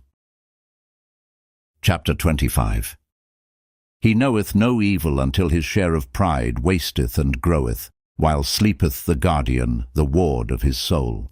And the sleep is too deep, bound up in afflictions. And the banesman draweth near, who shooteth cruelly his arrows from the bow. Then in his soul under helmet is he stricken with bitter shaft, nor can he save himself from the crooked behests of the cursed ghost, and little doth he think of that which long he hath ruled. And the enemy doth covet, nor at all doth he give in boast the plated rings, and he then forgetteth and despiseth his fate, his share of honour which God before gave him, he the wielder of wonder.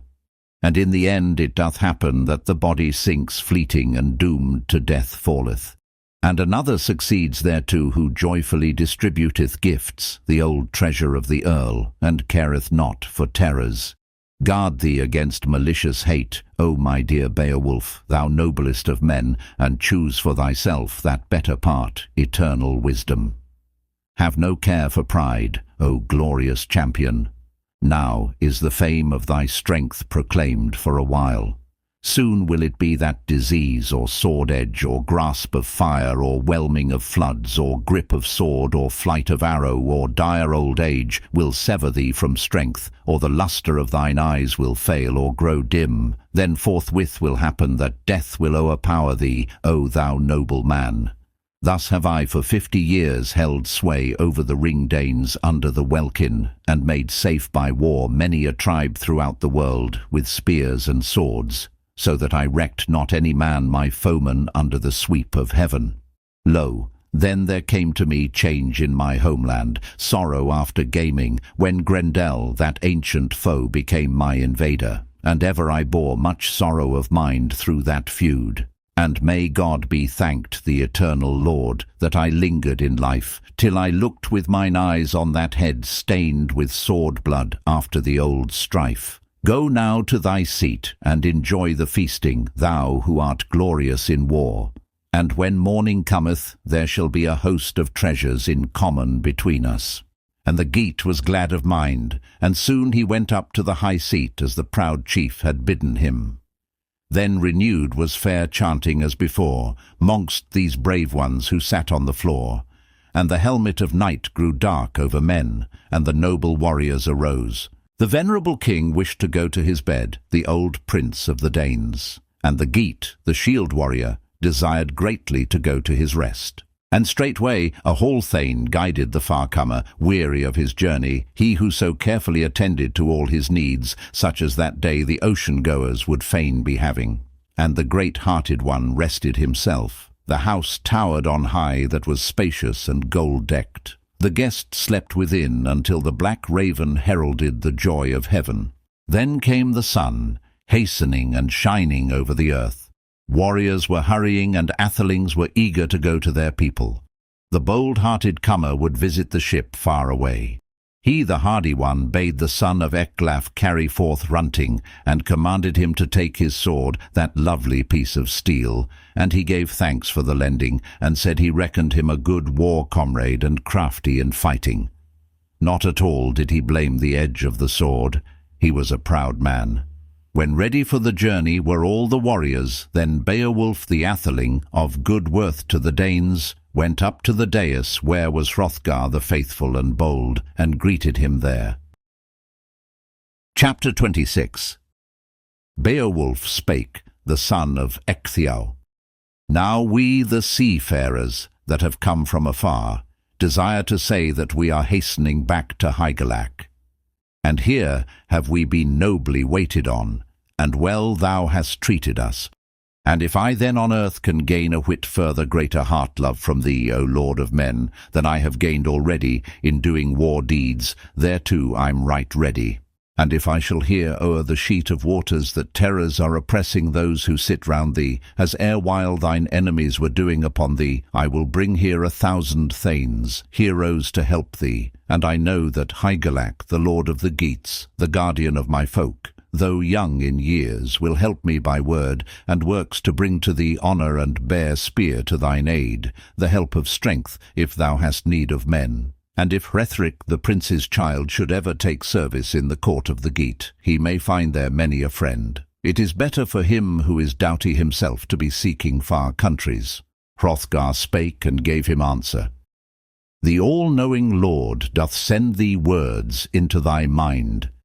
Never heard I a man speak more wisely, so young in years. Thou art strong of mane and proud of soul, and of words a wise sayer. I reckon that if it cometh to pass that an arrow or fierce battle should take away the children of Hrethel, or disease or sword, destroy thy sovereign, the protector of the folk, and thou art still living, that the sea Geats will not have to choose any better king, if thou wilt hold the kingdom of the kinsman. Thou hast brought about peace to the folk of the Geats and the Spear Danes, and a ceasing of the strife and of the enmity which formerly they suffered. And whilst I am ruling the wide kingdom, treasures shall be in common between us, and many a man shall greet another with gifts over the sea, and the ring-necked ship shall bear over the ocean both offerings and love tokens. I know the two peoples to be steadfast towards friend and foe, and blameless in all things in the old wise. Then in that hall the prince of the earls, the son of Helfdene, gave him 12 treasures, and bade him be seeking his own people in safety and with the offerings, and quickly to come back again. Then the king, the prince of the Danes, he of good lineage, kissed the best of thanes, and embraced his neck, and tears were falling down the face of the old man. And the old and wise man had hope of both things, but most of all of the other, that they might see each the other, those thoughtful men in council. For Beowulf was so dear to him that he could not restrain the whelming in his bosom, but a secret longing fast in the bonds of his soul was burning in his breast against his blood. So Beowulf the warrior, proud of his golden gifts, went forth o'er the grassy plain rejoicing in treasure. And the sea-goer was awaiting her lord where she lay at anchor. And as he was going, he often thought on the gift of Hrothgar. He was a king, blameless in every way, until old age, that scather of many, bereft him of the joys of strength. Chapter 27. So many a proud young warrior came to the seaside, and they were carrying the ring-net, the interlaced coats of mail. And the ward of the shore noticed the going of the earls, as he did their coming. Nor with evil intent did he hail the guests from the edge of the cliff, but rode up to them, and said that welcome and bright-coated warriors went to the ship to the people of the Geats. Then on the sand was the spacious craft, laden with battle-weeds, the ringed prow with horses and treasures, and the mast towered high over Hrothgar's gifts. And he gave to the captain a sword bound with gold, so that by the mead bench he was by that the worthier because of the treasure and the heirloom. Then he went on board, the deep water to be troubling, and finally left the land of the Danes. And by the mast was one of the ocean garments, a sail fast by a rope. The seawood thundered, nor did the wind hinder the journey of that ship. The ocean-goer bounded forth, the foamy-necked one over the waves, the bound prow over the ocean streams, till they could see the cliffs of the Geats land, the well-known headlands. Then the keel thronged up the shore, driven by the wind, and stood fast in the sand. And the harbour-master was soon on the seashore, who of yore eagerly had seen from afar the going forth of the dear men. And he made fast the wide-bosomed ship by the anchor chains, so that the less the force of the waves could tear away that winsome ship. He commanded the treasure of the nobles to be borne up the beach, the fretted armour and the plated gold. And not far thence it was for them to be seeking the giver of treasure, Hygelac, Hrethel's son, for at home he dwelleth, he and his companions near to the sea-wall. And splendid was that building, and the prince was a bold king, and the halls were high, and Hygd his wife was very young and wise and mature in her figure. Though the daughter of Heorot had bided in that city but a very few years, but she was not mean nor niggardly of gifts and of treasures to the people of the Geats. But Thritho was fierce, for she had committed a terrible crime, that bold queen of the folk. There was none that durst risk that dire thing of the dear companions, save only her lord, that he should stare on her with his eyes by day. But if he did, he might expect that death-bands were destined for himself, for after the hand-grip a weapon was quickly prepared, that the sword that was curiously inlaid should bring to light and make known the death-bale. Nor is it a queenly custom for a woman to perform, though she might be peerless, that she should assail the life of a peace-wearer of her dear lord after a pretended insult. At least King Offa, the kinsman of Hemming, checked her in that, but otherwise said the ale-drinkers, namely that she did less of bale to her people, and of hostile acts, since the time when she was first given all decked with gold to the young champion, to her dear lord, since she sought the hall of Offa over the fallow flood by the guidance of her father, where on the throne whilst she lived she well did enjoy her fate, that woman famous for good works. And she kept great love for the Prince of Heroes, and of all mankind he was, as I have learned by asking, the greatest by 2 seas. For Offa was a spear-keen man in gifts and in warfare, and widely was he honoured. And he ruled his people wisely. And to him Anthritho Ioma was born to the help of heroes. He, the kinsman of Hemming, the nephew of Garmund, was crafty in battle. Chapter 28. Then the hardy one himself, with his troop, set forth to tread the seashore, going along the sands, the wide sea beaches. The candle of the world shone, the sun that was shining from the south. And joyfully they journeyed, and with courage they marched along to where they heard by inquiring that the good prince of earls, the banesman of Ongenthiau, the young war-king, was giving out rings within the city. And quickly was made known to Hygelac the coming of Beowulf, that he, the prince of warriors, the comrade in arms, was returning alive and hale from the battle-play, was coming to the palace.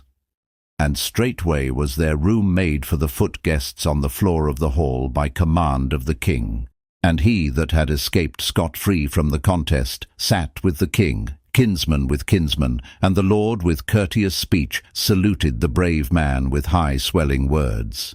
And the daughter of Heorot poured forth from the mead-cups throughout that great hall, for she loved well the people, and carried round the drinking stoups to each of the warriors. And Hygelac began to question his comrade as curiosity prompted him as to the journey of the sea Geats. How went it with thee, dear Beowulf, in thy faring, when thou didst bethink thee suddenly to be seeking a contest o'er the salt waters, in battle at heart? And thou didst requite the widely known woe which Hrothgar was suffering, that famous lord. And I brooded o'er that mind-care with sorrow-whelmings, for I trusted not in the journey of the dear man. And for a long time I bade thee not a whit to be greeting the murderous stranger, but to let the South Danes themselves wage war against Grendel. And I now give God thanks that I see thee safe and sound. Beowulf answered, the son of Ecgtheow. O Lord Hygelac, it is well known to many a man, our famous meeting, and the battle we fought, Grendel and I, on the wide plain, when he was working great sorrow to the Danes and misery forever. All that I avenged, so that no kinsman of Grendel anywhere on earth needed to boast of that uproar by twilight. No, not he of that kindred who liveth the longest encircled by the fen. And first, to greet Hrothgar, I went to the ring-hall. And straightway the famous kinsman of Helf-Dene, when he knew my intention, gave me a place with his own son, and the troop was all joyful. Nor ever have I seen greater joy amongst any hall-dwellers under the arch of heaven. Sometimes the famous queen, the peace-bringer of the folk, walked over the whole floor and encouraged the young sons, and often she gave to the man a twisted ring ere she went to the high seat. And sometimes for the noble band the daughter of Hrothgar carried the ale-cups to the earls at the end of the high table. And I heard those who sat in that hall calling her Freawaru as she gave the studded treasure to the heroes. And she, young and gold-decked, is betrothed to the glad son of Froder. The friend of the Danes and the guardian of the kingdom has brought this to pass, and taken that counsel, so as to set at rest by that betrothal many a slaughter feud and ancient strife. And often it happens that a little while after the fall of a people, the deadly spear seldom lieth at rest, though the bride be doughty. And this may displease the lord of the Heathobards and all of his thanes of the people, when he with his bride walketh over the floor, that his doughty warriors should attend on a noble scion of the Danes, and the heirloom of the ancients should glisten on him, all hard, and the ring-sword, the treasure of the Heathobards, whilst they might be wielding weapons. Chapter 29. Till the day on which they risked their own and their comrades' lives in the battle. Then said an old spear warrior who remembered all that had happened, the death of men by spears, his mind was grim, and he began with sorrowful mind to seek out the thought of the young champion by broodings of the heart, and to awaken the war-bales. And this is what he said.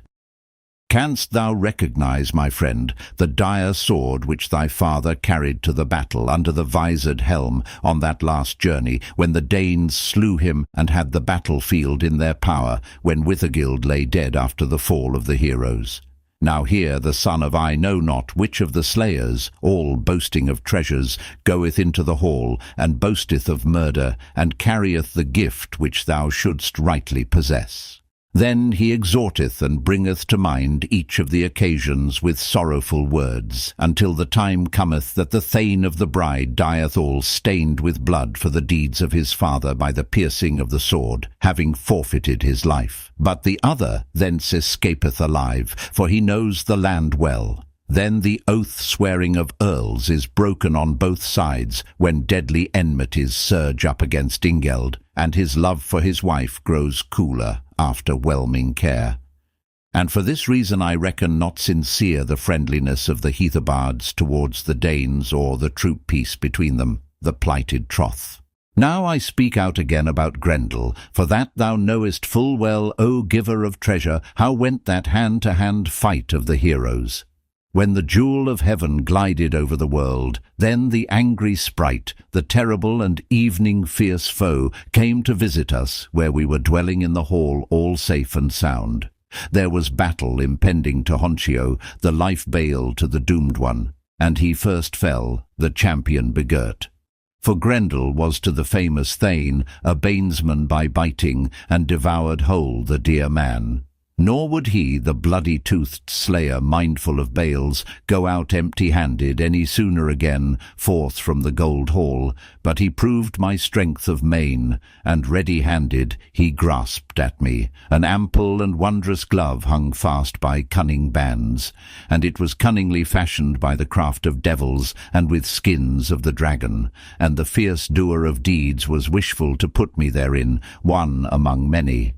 But he could not do so, for I angrily stood upright, and too long would it be to tell how I requited all evil to that scather of the people, where I, O my liege lord, honoured thy people by means of good deeds. He escaped on the way, and for a little while he enjoyed life pleasures, but his right hand showed his tracks in heart, and he sank to the bottom of the sea, all abject and sad of heart.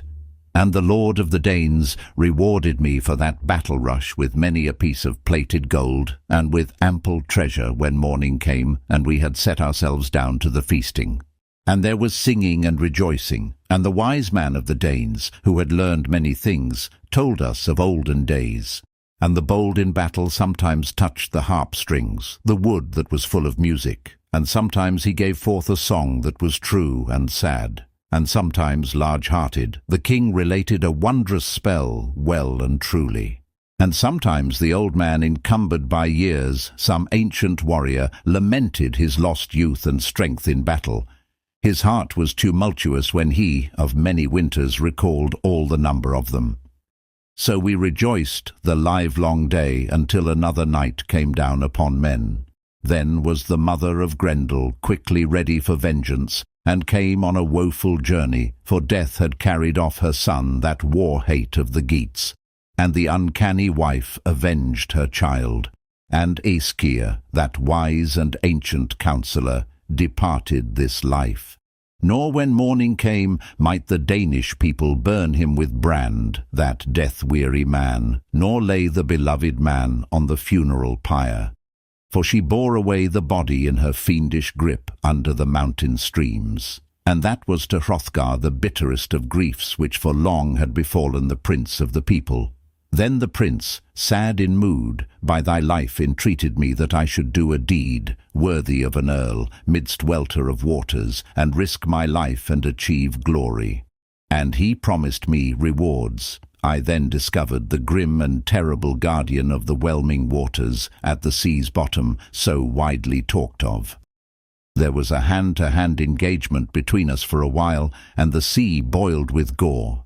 I cut off the head of Grendel's mother in the hall at the bottom of the sea with powerful sword, and I scarce saved my life in that conflict. But not yet was my doomsday, and afterwards the Prince of Earls gave me many gifts, he the son of Healfdene. Chapter 30.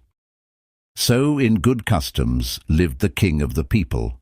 Nor had I lost the rewards, the meed of strength, for the son of Healfdene bestowed upon me treasures according to my choice, which I will bring to thee, O my warrior king, and graciously will I proffer them. Again, all favour depends on thee, for few chief kinsmen have I saved thee, O Hygelac. He commanded them to bring in the boar, the head sign, the battle-steep helmet, the hoary byrnie, the splendid war sword, and then he chanted this song. It was Hrothgar, that proud prince, who bestowed upon me all this battle gear. And a certain word he uttered to me, that I should first give thee his kindly greeting. He said that Hrothgar, the king of the Danes, possessed it a long while. Nor formerly would he be giving the breastweeds to his son, the brave Heorot, though dear he was to him. Do thou enjoy all well. Then I heard that 4 horses of reddish-yellow hue followed the armour, and thus he did him honour with horses and gifts. So should a kinsman do. By no means should they weave cunning nets for each other, or with secret craft devise death to a comrade. His nephew was very gracious to Wiglaf, the brave in strife, and each was striving to bestow favours on the other. And I heard that he gave to Hygd the neck-ring so curiously and wondrously wrought, which Wealhtheow, a daughter of royal birth, had given him, and 3 horses also slender and saddle-bright. And her breast was adorned with the ring she had received. And Beowulf, son of Ecgtheow, so famous in warfare and in good deeds, bore himself boldly and fulfilled his fate, nor did he slay the drunken hearth-comrades. He was not sad-minded, but he, the battle-dear one, by the greatest of craft known to man, held fast the lasting and generous gift which God gave him. For long had he been despised, so that the warriors of the Geats looked not upon him as a good man, nor did the lord of troops esteem him as of much worth on the mead bench. Besides, they thought him slack, and by no means a warlike atheling. Then came a change from all his distresses to this glorious man. Then the Prince of Earls, the battle-brave king, commanded that the heirloom of Hrethel, all decked out in gold, should be brought in, for of swords there was no more glorious treasure among the Geats. And he laid it on the bosom of Beowulf, and gave him 7,000 men, and a building, and a throne. And both of them held the land, the earth, the rights in the land, as an hereditary possession. But the other, who was the better man, had more especially a wide kingdom. And in after days it happened that there were battle-crashings, and Wiglaf lay dead, and swords under shields became a death-bane to Heorot, when the brave battle-wolves, the Swedes, sought him out among the victorious ones, and assailed with strife the nephew of Heorot. And it was then that the broad kingdom came into the possession of Beowulf. And he held sway therein 50 winters, and a wise king was he, that old guardian of his country, until on dark nights a dragon began to make raids, he that watched over the hoard in the lofty cavern, the steep rocky cave. And the path thereto lay under the cliffs unknown to men, and what man it was who went therein I know not, but he took from the heathen hoard a hall-bowl decked with treasure. Nor did he give it back again, though he had beguiled the guardian of the hoard when he was sleeping by the craft of a thief. And Beowulf found out that the dragon was angry. Chapter 31. And it was by no means of his own accord or self-will that he sought out the craft of the hoard of the dragon who inflicted such evil upon himself, but rather because, being compelled by miseries, the slave fled the hateful blows of heroes, he that was shelterless, and the man troubled by guilt, penetrated therein. And soon it came to pass that an awful terror arose upon the guest. And in the earth-house were all kinds of ancient treasures, such as I know not what man of great thoughts had hidden there in days of old, the immense heirlooms of some noble race, costly treasures. And in former times death had taken them all away, and he alone of the warriors of the people who longest lingered there, full lonely and sad, for loss of friends was he, and he hoped for a tarrying, that he but for a little while might enjoy the ancient treasures. And this hill was quite near to the ocean waves and to the sea-nesses, and no one could come near thereto. And he, the guardian of rings, carried inside the cave the heavy treasures of plated gold, and uttered some few words. Do thou, O earth, hold fast the treasures of earls which heroes may not hold. What? From thee in days of yore good men obtained it. Deadly warfare and terrible life-bale carried away all the men of my people, of those who gave up life. They had seen hall-joy, and they saw the joys of heaven. I have not anyone who can carry a sword or polish the gold-plated cup, the dear drinking flagon. The doughty ones have hastened elsewhere. The hard helmet dight with gold shall be deprived of gold plate. The polishers sleep the sleep of death who should make ready the battle grim. Likewise the coat of mail which endured in the battle was shattered over shields by the bite of the iron spears and perishes after the death of the warrior. Nor can the ringed byrnie go far and wide on behalf of heroes after the passing of the war chief. No joy of harping is there, nor mirth of stringed instruments, nor does the goodly hawk swing through the hall, nor doth the swift horse paw in the courtyard. And death bale hath sent away many generations of men. Thus then, sad at heart, he lamented his sorrowful plight, one for many, and unblithely he wept both day and night, until the whelming waters of death touched his heart. And the ancient twilight scather found the joyous treasure standing open and unprotected. He it was who flaming seeks the cliff sides, he, the naked and hateful dragon, who flieth by night wrapped about with fire. And the dwellers upon earth greatly fear him. And he should be seeking the hoard upon earth, where old in winters he guardeth the heathen gold. Nor aught is he the better thereby. And thus the scather of the people, the mighty monster, had in his power the hall of the hoard 300 years upon the earth, until a man in anger kindled his fury. For he carried off to his liege lord the plated drinking flagon, and offered his master a treaty of peace. Thus was the hoard discovered, the hoard of rings plundered, and a boon was granted to the miserable man. And the Lord saw for the first time this ancient work of men. Then awoke the dragon, and the strife was renewed. He sniffed at the stone, and the stout-hearted saw the footmark of his foe. He had stepped too far forth with cunning craft near the head of the dragon. So may anyone who is undoomed easily escape woes and exile who rejoices in the favour of the wielder of the world. The guardian of the hoard along the ground was eagerly seeking, and the man would be finding who had deprived him of his treasure while he was sleeping. Hotly and fiercely he went around all on the outside of the barrow, but no man was there in the waste. Still he gloried in the strife and the battle working. Sometimes he returned to the cavern and sought the treasure vessels. And soon he found that one of the men had searched out the gold, the high heap of treasures. The guardian of the hoard was sorrowfully waiting until evening should come, and very furious was the keeper of that barrow, and the loathsome one would fain be requiting the robbery of that dear drinking stoup with fire and flame. Then, as the dragon wished, day was departing. Not any longer would he wait within walls, but went forth girt with baleful fire. And terrible was this beginning to the people in that country, and sorrowful would be the ending to their lord, the giver of treasure. Chapter 32. Then the fiend began to belch forth fire, and to burn up the glorious palace, and the flames thereof were a horror to men, nor would the loathly air-flyer leave aught living thereabouts. And this warfare of the dragon was seen far and wide by men, this striving of the foe who caused dire distress, and how the war-scather hated and harmed the people of the Geats. And he hurried back to his hoard and the dark cave hall of which he was lord, ere it was day-dawn. He had encircled the dwellers in that land with fire and brand. He trusted in his cavern and in battle and his cliff wall, but his hope deceived him. Then was the terror made known to Beowulf, quickly and soothly, namely that his very homestead, that best of houses, that throne of the Geats, was dissolving in the whelming fire.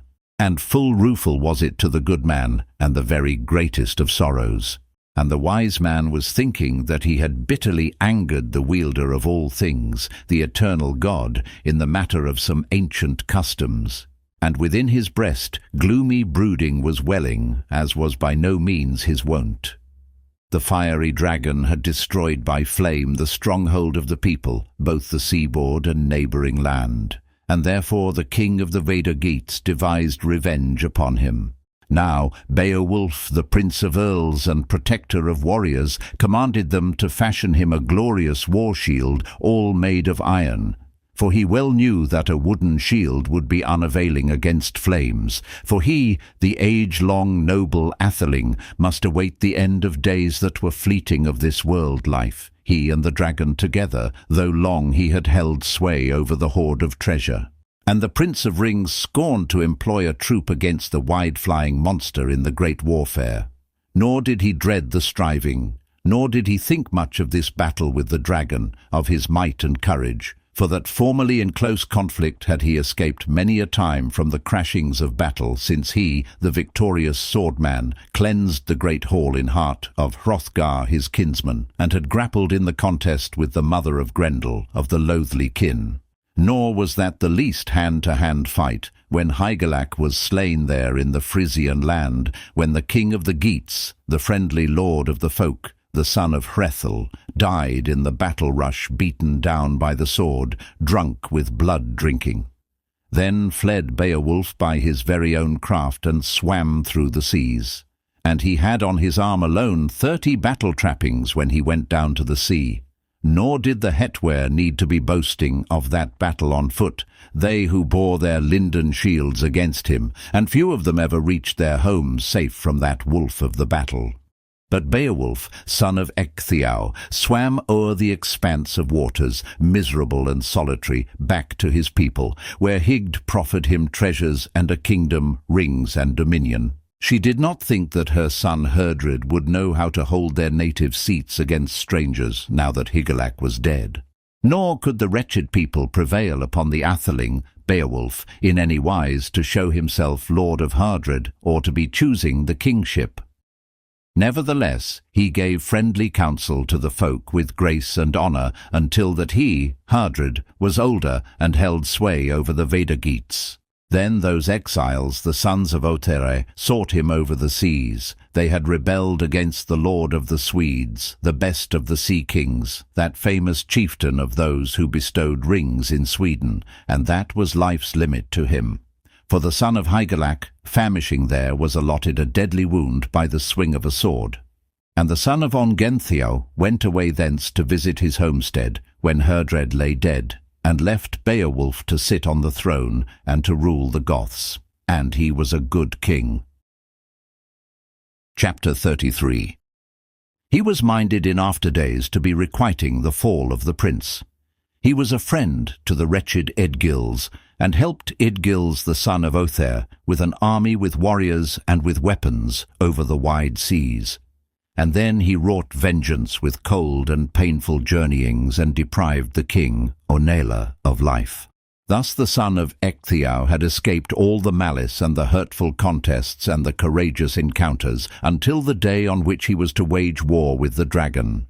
And so it came to pass that the lord of the Geats went forth with 12 others, and inflamed with fury, to spy out the dragon.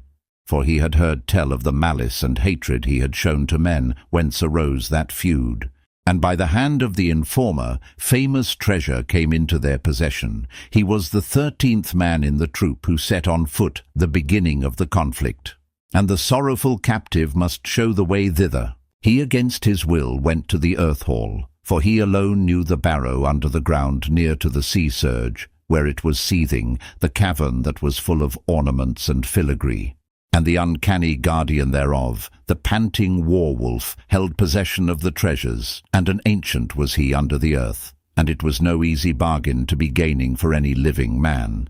So the battle-hardened king sat down on the cliff, and took leave of his hearth-comrades, he the gold friend of the Geats. And his heart was sad, wavering, and ready for death. And Weird came very near to him, who would be greeting the venerable warrior, and be seeking his soul treasure, to divide asunder his life from his body. And not long after, that was the soul of the atheling imprisoned in the flesh. Beowulf spake, the son of Ecgtheow. Many a war rush I escaped from in my youth, in times of conflict, and well I call it all to mind. I was 7 years old when the Lord of Treasures, the friendly lord of the folk, took me away from my father, and King Hrethel had me in thrall, and gave me treasure, and feasted me, and kept the peace. Nor was I a whit less dear a child to him than any of his own kin, Heribald and Hethkin, or my own dear Hygelac. And for the eldest was a murder-bed most unhappily made up by the deeds of a kinsman, when Heorot his lordly friend brought him low with an arrow from out of his hornbow, and missing the mark he shot through his brother with a bloody javelin. And that was a fight not to be atoned for by gifts of money, and a crime it was, and wearying to the soul in his breast. Nevertheless the atheling must unavenged be losing his life. For so is it a sorrowful thing for a venerable man to see his son riding the gallows tree, when he singeth a dirge a sorrowful song, as his son hangeth a joy to the ravens. And he, very old, may not give him any help. And every morning at the feasting he is reminded of his son's journey elsewhither. And he careth not to await another heir within the cities, when he alone through the fatality of death hath found out the deeds. Heartbroken, he looks on the bower of his son, on the wasted wine-hall, become the hiding-place for the winds, and bereft of the revels. The riders are sleeping, the heroes in the tomb, nor is any sound of harping or games in the courts as erewhile there were. Chapter 34. Then he goeth to the sleeping place and chanteth a sorrow song, the one for the other. And all too spacious seemed to him the fields and the dwelling-house. So the prince of the Geats bore welling heart sorrow after Herobold's death, nor a whit could he requite the feud on the murderer, nor visit his hate on that warrior with loathly deeds, though by no means was he dear to him. He then forsook the joys of life because of that sorrow wound which befell him, and chose the light of God, and left to his sons land and towns when he departed this life as a rich man doth. Then was there strife and struggle between the Swedes and the Geats, and over the wide seas there was warfare between them, a hardy battle-striving when Hrethel met with his death.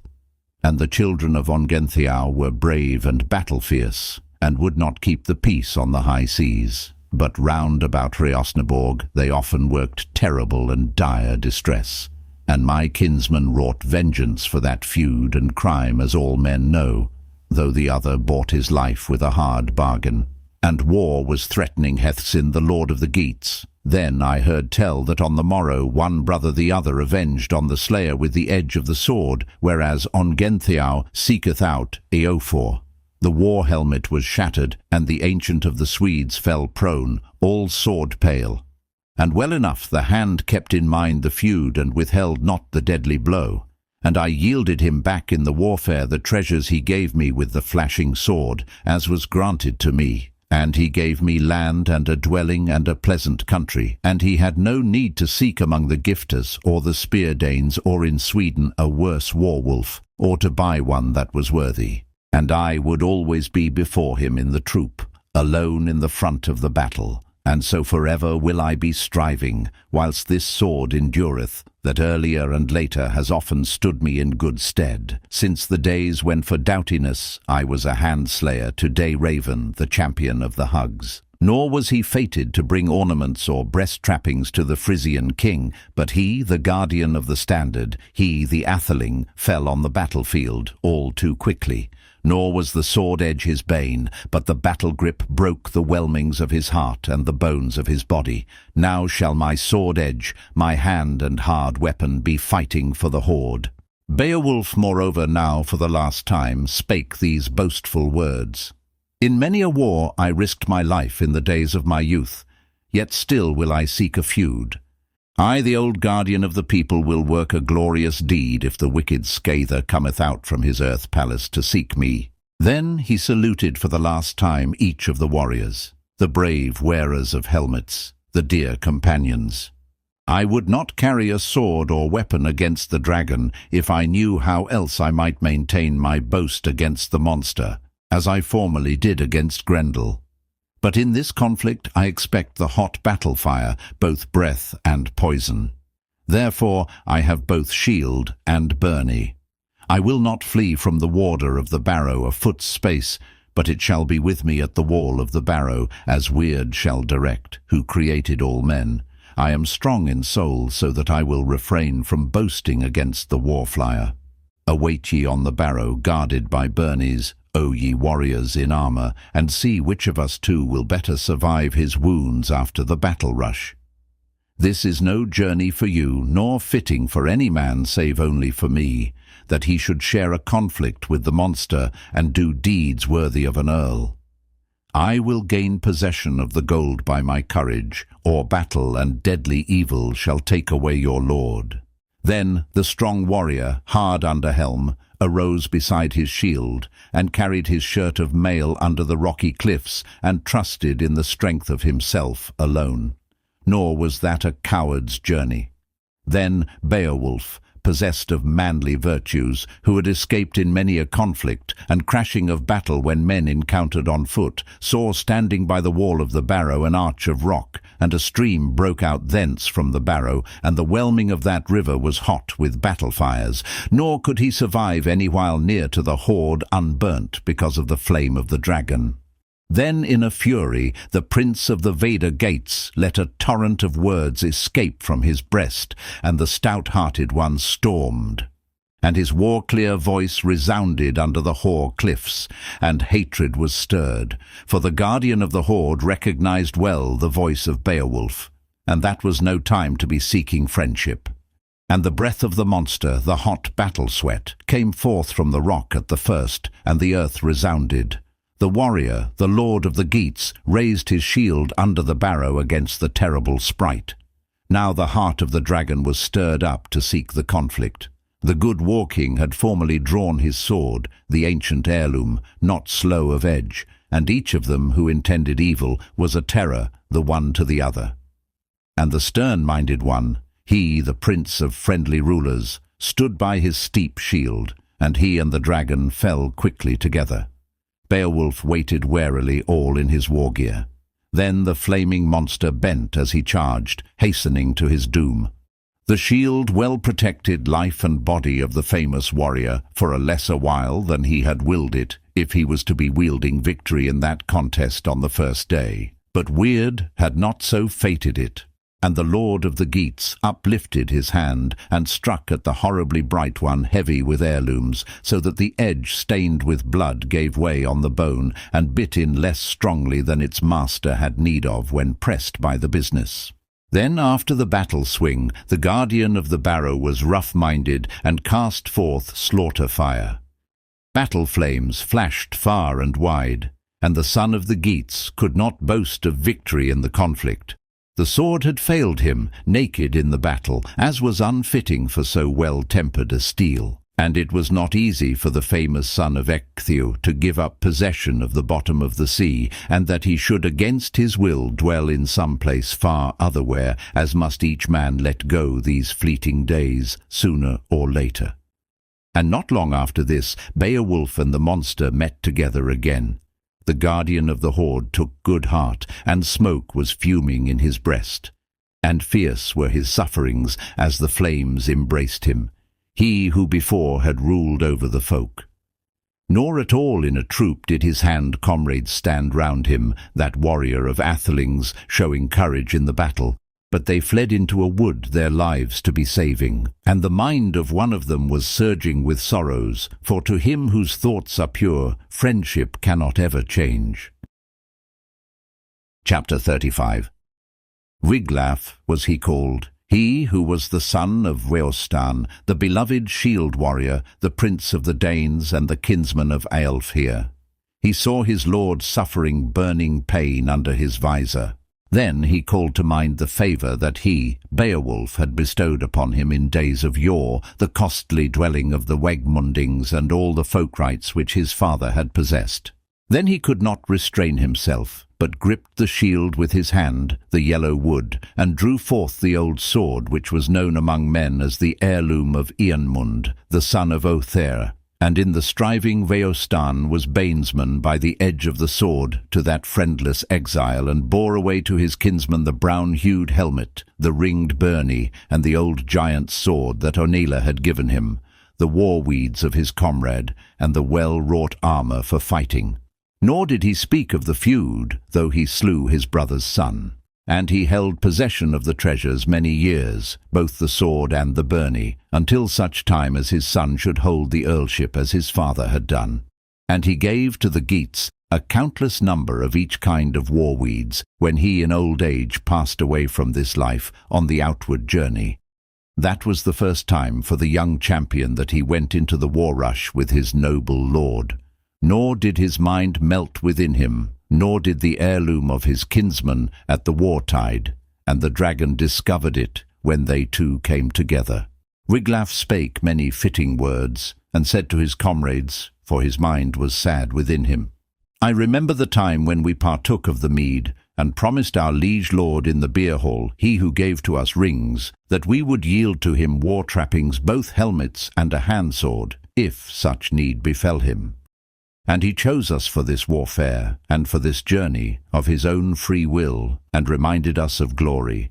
And to me he gave these gifts, when he counted us good spear warriors and brave helmet-bearers, although our lord, this guardian of the people, had it in his mind all alone to do this brave work for us, for he most of all men could do glorious things and desperate deeds of war. And now is the day come that our lord hath need of our prowess, and of goodly warriors. Let us then go to the help of our battle-lord while it lasts, the grim terror of fire. God knows well of me that I would much rather that the flame should embrace my body together with that of my lord the giver of gold. Nor does it seem to me to be fitting that we should carry shields back to the homestead, except we have first laid low the foe, and protected the life of the prince of the Weders. And well I know that his old deserts were not that he alone of the youth of the Geats should suffer grief and sink in the fighting, so both sword and helmet, byrnie and shield, shall be common to both of us together. Then he waded through the slaughter-reek, and bore the war-helmet to the help of his lord, and uttered a few words. Beloved Beowulf, do thou be doing all things, as thou of yore in the days of thy youth wast saying that thou wouldst not allow thy glory to be dimmed whilst thou wast living. Now shalt thou, the brave in deeds and the resolute noble, save thy life with all thy might. I am come to help thee. After these words came the angry dragon, the terrible and hostile sprite, yet once again, and decked in his various hues of whelmings of fire against his enemies, the men that he hated. And the wood of the shield was burnt up with the waves of flame, and his byrnie could not help the young spear warrior, yet did the youth bravely advance under the shield of his kinsman, when his own had been destroyed by the flames. Then again the war-king bethought him of glory, and struck a mighty blow with his battle-sword, so that it fixed itself in his head, forced in by violence, and Negling, Beowulf's sword, old and grey, broke in pieces, and failed in the contest. It was not given to him that sharp edges of swords should help him in battle. His hand was too strong, so that it overtaxed every sword, as I have been told, by the force of its swing, whenever he carried into battle a wondrous hand-weapon, and he was nowise the better for a sword. Then for the third time the scather of the people, the terrible fire-dragon, was mindful of feuds, and he rushed on the brave man when he saw that he had room, all hot and battle-grim, and surrounded his neck with bitter bones. And he was all be-bloodied over with life-blood, and the sweat welled up in waves. Chapter 36. Then I heard tell that the Earl of the King of the People showed in his time of need unfailing courage in helping him with craft and keenness, as was fitting for him to do. He paid no heed to the head of the dragon, but the brave man's hand was being burnt when he helped his kinsman, but that warrior in arms struck at the hostile sprite somewhat lower in his body, so that his shining and gold-plated sword sank into his body, and the fire proceeding therefrom began to abate. Then the good King Beowulf got possession of his wits again, and drew his bitter and battle-sharp short sword that he bore on his shield. And the king of the Geats cut asunder the dragon in the midst of his body, and the fiend fell prone. Courage had driven out his life, and they two together had killed him, noble comrades in arms. And thus should a man who is a thane always be helping his lord at his need. And that was the very last victory achieved by that prince during his life-work. Then the wound which the earth-dragon had formerly dealt him began to burn and to swell. And he soon discovered that the baleful venom was seething in his breast, the internal poison. Then the young noble looked on the giant's work, as he sat on a seat, musing by the cliff wall, how arches of rock, firmly on columns, held the eternal earth-house within. Then the most noble thane refreshed his blood-stained and famous lord, his dear and friendly prince, with water, with his own hands, and loosened the helmet for the battle-sated warrior. And Beowulf spake over his deathly, pitiful wound, for well he knew that he had enjoyed the day's while of his earthly joy, and the number of his days was all departed, and death was coming very near. "Now," said Beowulf, "I would have given battle-weeds to my son if any heir had been given to me of my body. I held sway over these peoples 50 years, and there was no folk-king of those who sat round about who dared to greet me with swords, or oppress with terror. At home have I bided my appointed time, and well I held my own, nor did I seek out cunning feuds, nor did I swear many unrighteous oaths, and I, sick of my life-wounds, can have joy of all this. For the wielder of men cannot reproach me with murder of kinsmen when my life shall pass forth from my body. Now do thou, beloved Wiglaf, go quickly and look on the hoard under the hoarstone, now that the dragon lieth prone and asleep, sorely wounded and bereft of his treasure. And do thou make good speed, that I may look upon the ancient gold treasures, and yearly be feasting mine eyes upon the bright and cunning jewels, so that thereby, after gazing on that wealth of treasure, I may the more easily give up my life and my lordship over the people whom I have ruled so long." Chapter 37.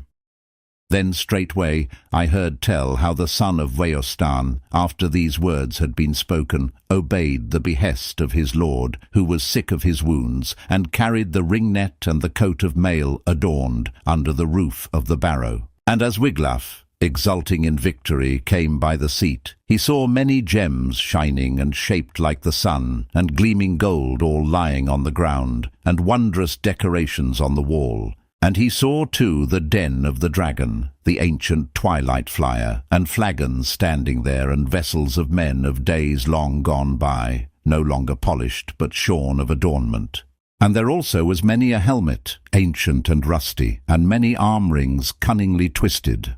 The possession of treasure and of gold on the earth may easily make proud all of mankind, let him hide it who will. Likewise he saw the all-gilded banner lying high over the hoard, that greatest of wondrous handiwork, and all woven by the skill of human hands. And therefrom went forth a ray of light, so that he could see the floor of the cave, and look carefully at the jewels.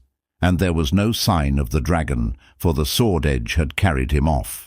Then I heard tell how in that barrow one at his own doom plundered the hoard, that old work of giants, and bore away on his arms both cups and dishes. And the banner also he took, that brightest of beacons. Beowulf's sword, with its iron edge, had formerly injured him who had been the protector of these treasures for a long time, and had waged fierce flame terror, because of the hoard fiercely welling in the midnight hour until he was killed. The messenger was in haste, and eager for the return journey, and laden with jewels, and curiosity tormented him as to whether he would find the bold-minded prince of the Geats alive on the battlefield, and bereft of strength where before he had left him. Then he with the treasures found the glorious lord, his own dear master, at the last gasp, and all stained with blood. And he began to throw water upon him, until the power of speech brake through his mind, and Beowulf spake, and with sorrow he looked upon the hoard. "I would utter words of thanks to the Lord, and wondrous King, to the eternal God, for the treasures which now I am looking upon, that I have managed to obtain them for my dear people before my death day. Now that I have in exchange for this hoard of treasure sold my life in my old age, and laid it down, do thou still be helping the people in their need, for I may no longer be lingering here. Do thou bid the famous warriors erect a burial mound, after the burning of the funeral pyre, at the edge of the sea, which shall tower aloft on Whale's Ness, as a memorial for my people, and so the seafarers shall call it the Hill of Beowulf, even those who drive the high ships from afar through the mists of the flood." Then he the bold prince doffed from his neck the golden ring, and he gave it to his thane, to the young spear warrior, the gold-adorned helmet, the ring, and the byrnie, and bade him enjoy it well. "Thou, O Wiglaf," he said, "art the last heir of our race, of that of the Wegmundings. Weird has swept away all my kinsmen to their fated doom, all the earls in their strength, and I shall follow after them." Now that was the very last word of the old warrior's breast thoughts, ere he chose the funeral pyre, the hot wave-whelmings, and his soul went forth from his breast to be seeking the doom of the truth-fast ones. Chapter 38. Scene. Then had it sorrowfully come to pass for the young warrior that he saw his most beloved in a miserable plight on the earth at his life's end. Likewise the terrible dragon, his slayer, lay there bereft of life and pressed sore by ruin. And the coiled dragon could no longer wield the hoard of rings, but the iron edges of the sword, well-tempered and battle-gashed. The hammer's leavings had carried him off, so that the wide flyer, stilled because of his wounds, fell to the earth near to the hoard hall. And no more in playful wise at the midnight hour did he drift through the air. This dragon, proud in his gainings of treasure, showed not his face, but was fallen to the earth because of the handiwork of the battle warrior. And as I have heard, it would have profited but few of the mighty men, even though they were doughty in deeds of all kinds, though they should rush forth against the flaming breath of the poisonous scather, even to the very disturbing of the ring hall with their hands, if they should have found the guardian thereof awake and dwelling in the cliff cave. Then Beowulf's share of lordly treasure was paid for by his death, and both he and the dragon had come to an end of their fleeting days. And not long after that, the laggards in battle, those cowardly treaty-breakers, 10 of them together, came back from the woodlands, they who erewhile had dreaded the play of javelins when their lord had sore need of their help. But they were filled with shame, and carried their shields and battle-weeds to where the old prince was lying. And they looked on Wiglaf. He, the foot-warrior, sat aweary near to the shoulders of his lord, and sought to rouse him by sprinkling water upon him, but he succeeded not at all. Nor could he, though he wished it ever so much, keep life in the chieftain, or avert a whit the will of the wielder of all things. Every man's fate was decided by the act of God, as is still the case. Then was a grim answer easily given by the young man to these who erewhile had lost their courage. Wiglaf spake, he the son of Weohstan, the sad-hearted. He who will speak truth may say that the lord and master who gave you gifts and warlike trappings, in which ye are now standing, when he very often gave on the ale-bench to them who sat in the hall, both helmet and byrnie, the prince to his thanes, as he could find any of you most noble far or near, that he wholly wrongly bestowed upon you war trappings when war befell him. The king of the folk needed not indeed to boast of his army comrades, yet God, the wielder of victory, granted to him that alone he avenged himself with the edge of the sword when he had need of strength. And but a little life protection could I give him in the battle, yet I sought to help him beyond my strength. The dragon was by so much the weaker when I struck with my sword that deadly foe, and less fiercely the fire surged forth from his head. Too few were the defenders thronged around their lord when his fated hour came. And now shall the receiving of treasure, and the gift of swords, and all joy of home and hope cease forever to men of your kin, and every man of you of the tribe must wander empty of land rights, since noble men will learn far and wide of your flight and inglorious deed. Death would be better for earls than a life of reproach. Chapter 39. Then he bade them announce that battle-work at the entrenchment up over the sea-cliff, where that troop of earls sat sorrowful in soul through the morning-long day, holding their shields and in expectation of the end of the day and the return of the dear man. And he who rode to and fro o'er the headland was little sparing of fresh tidings, but said to all who were sitting there, "Now is the joy-giver of the people of the Geats fast on his deathbed, and by the deed of the dragon he inhabits the place of rest, gained by a violent death. And by his side lieth the enemy of his life, sick of his dagger wounds, nor could he inflict with the sword any wound on that monster." Wiglaf sits over Beowulf, he the son of Weohstan, the earl over the other one who is dead, and reverently keeps ward over the Loathed and the Beloved. But there is an expectation of a time of war to the people, since to Franks and Frisians the fall of the king has become widely known. The hard strife was shapen against the Hugs, when Hygelac came with a fleet into the Frisian lands, where the Hetwer overcame him in battle, and by their great strength and courage brought it to pass that the shield warrior should stoop. He fell in the troop, nor did the prince give jewelled armour to the doughty ones. The mercy of the Merewing was not always shown to us, nor do I expect aught of peace or good faith from the Swedish people. But it was well known that Ongentheow bereft Hethsin, the son of Hrethel, of life over against Ravenswood, when because of pride the warlike Swedes first sought out the people of the Geats. Soon Ongentheow, the wise father of Othere, the ancient and terrible, gave him, Hethsin, a return blow, destroyed the sea kings, and rescued his bride, Queen Elan. He, the old man, rescued his wife bereft of gold, the mother of Onela and of Othere, and then followed up the deadly foe, until with difficulty they retreated all lordless to Ravenswood, and he attacked the remnant with a great army, weary though he was with his wounds. And the livelong night he vowed woe upon the wretched troop, and said that on the morrow he would by the edge of the sword slay some and hang them up on the gallows tree for a sport of the birds. But help came to the sorrowful in soul at the dawn of day, when they heard the horn of Hygelac and the blast of his trumpet, when the good man came on the track, faring with the doughty warriors of the people. Chapter 40. And the blood track of both Swedes and Geats, the slaughter rush of warriors, was widely seen how the folk stirred up the feud amongst them. The good man, wise and very sad, went away with his comrades to seek out a stronghold. Earl Ongentheow turned away to higher ground, for he, the war-crafty one, had heard of the prowess of Hygelac the proud. He had no trust in his power to resist, or that he would be able to refuse the demands of the seamen, the ocean-farers, or defend the treasure he had taken, the children and the bride. Thence afterwards, being old, he sought refuge under the earth-wall.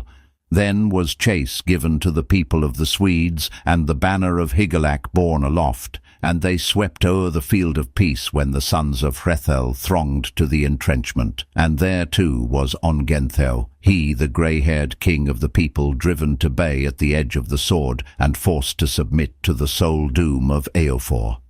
And angrily did Wulf, son of Wonred, smite him with weapon, so that from that swinging blow blood-sweat gushed forth in streams under the hair of his head. Yet the old Swede was not terrified thereby, but quickly gave back a terrible blow by a worse exchange, when the king of the people turned thither. Nor could Wulf, the bold son of Wonred, give back a blow to the old churl, for Ongentheow had formerly cut his helmet in two, so that he, stained with blood, fell prone perforce to the ground. But not yet was he doomed, but he raised himself up, though the wound touched him close. And the hardy thane of Hygelac, Eofor, when his brother lay prostrate, caused the broad sword, the old giant's sword, to crash through the wall of shields upon the gigantic helmet. Then stooped the king, the shepherd of the people, mortally wounded. And there were many who bound up his kinsman and quickly upraised him, when room had been made, so that they might possess the battlefield, while one warrior was plundering another. One took the iron shield of Ongentheow, and his hard-hilted sword, and his helmet, and carried the trappings of the old man to Hygelac. And he received the treasures, and fairly he promised reward for the people, and he did as he promised. The lord of the Geats, Hygelac, son of Hrethel, rewarded with very costly gifts the battle onset of Eofor and Wulf, when he got back to his palace, and bestowed upon each of them 100,000 of land and locked rings. Nor could any man in the world reproach him for that reward, since they had gained glory by fighting. And he gave to Eofor his only daughter, she who graced his homestead, to wed as a favour.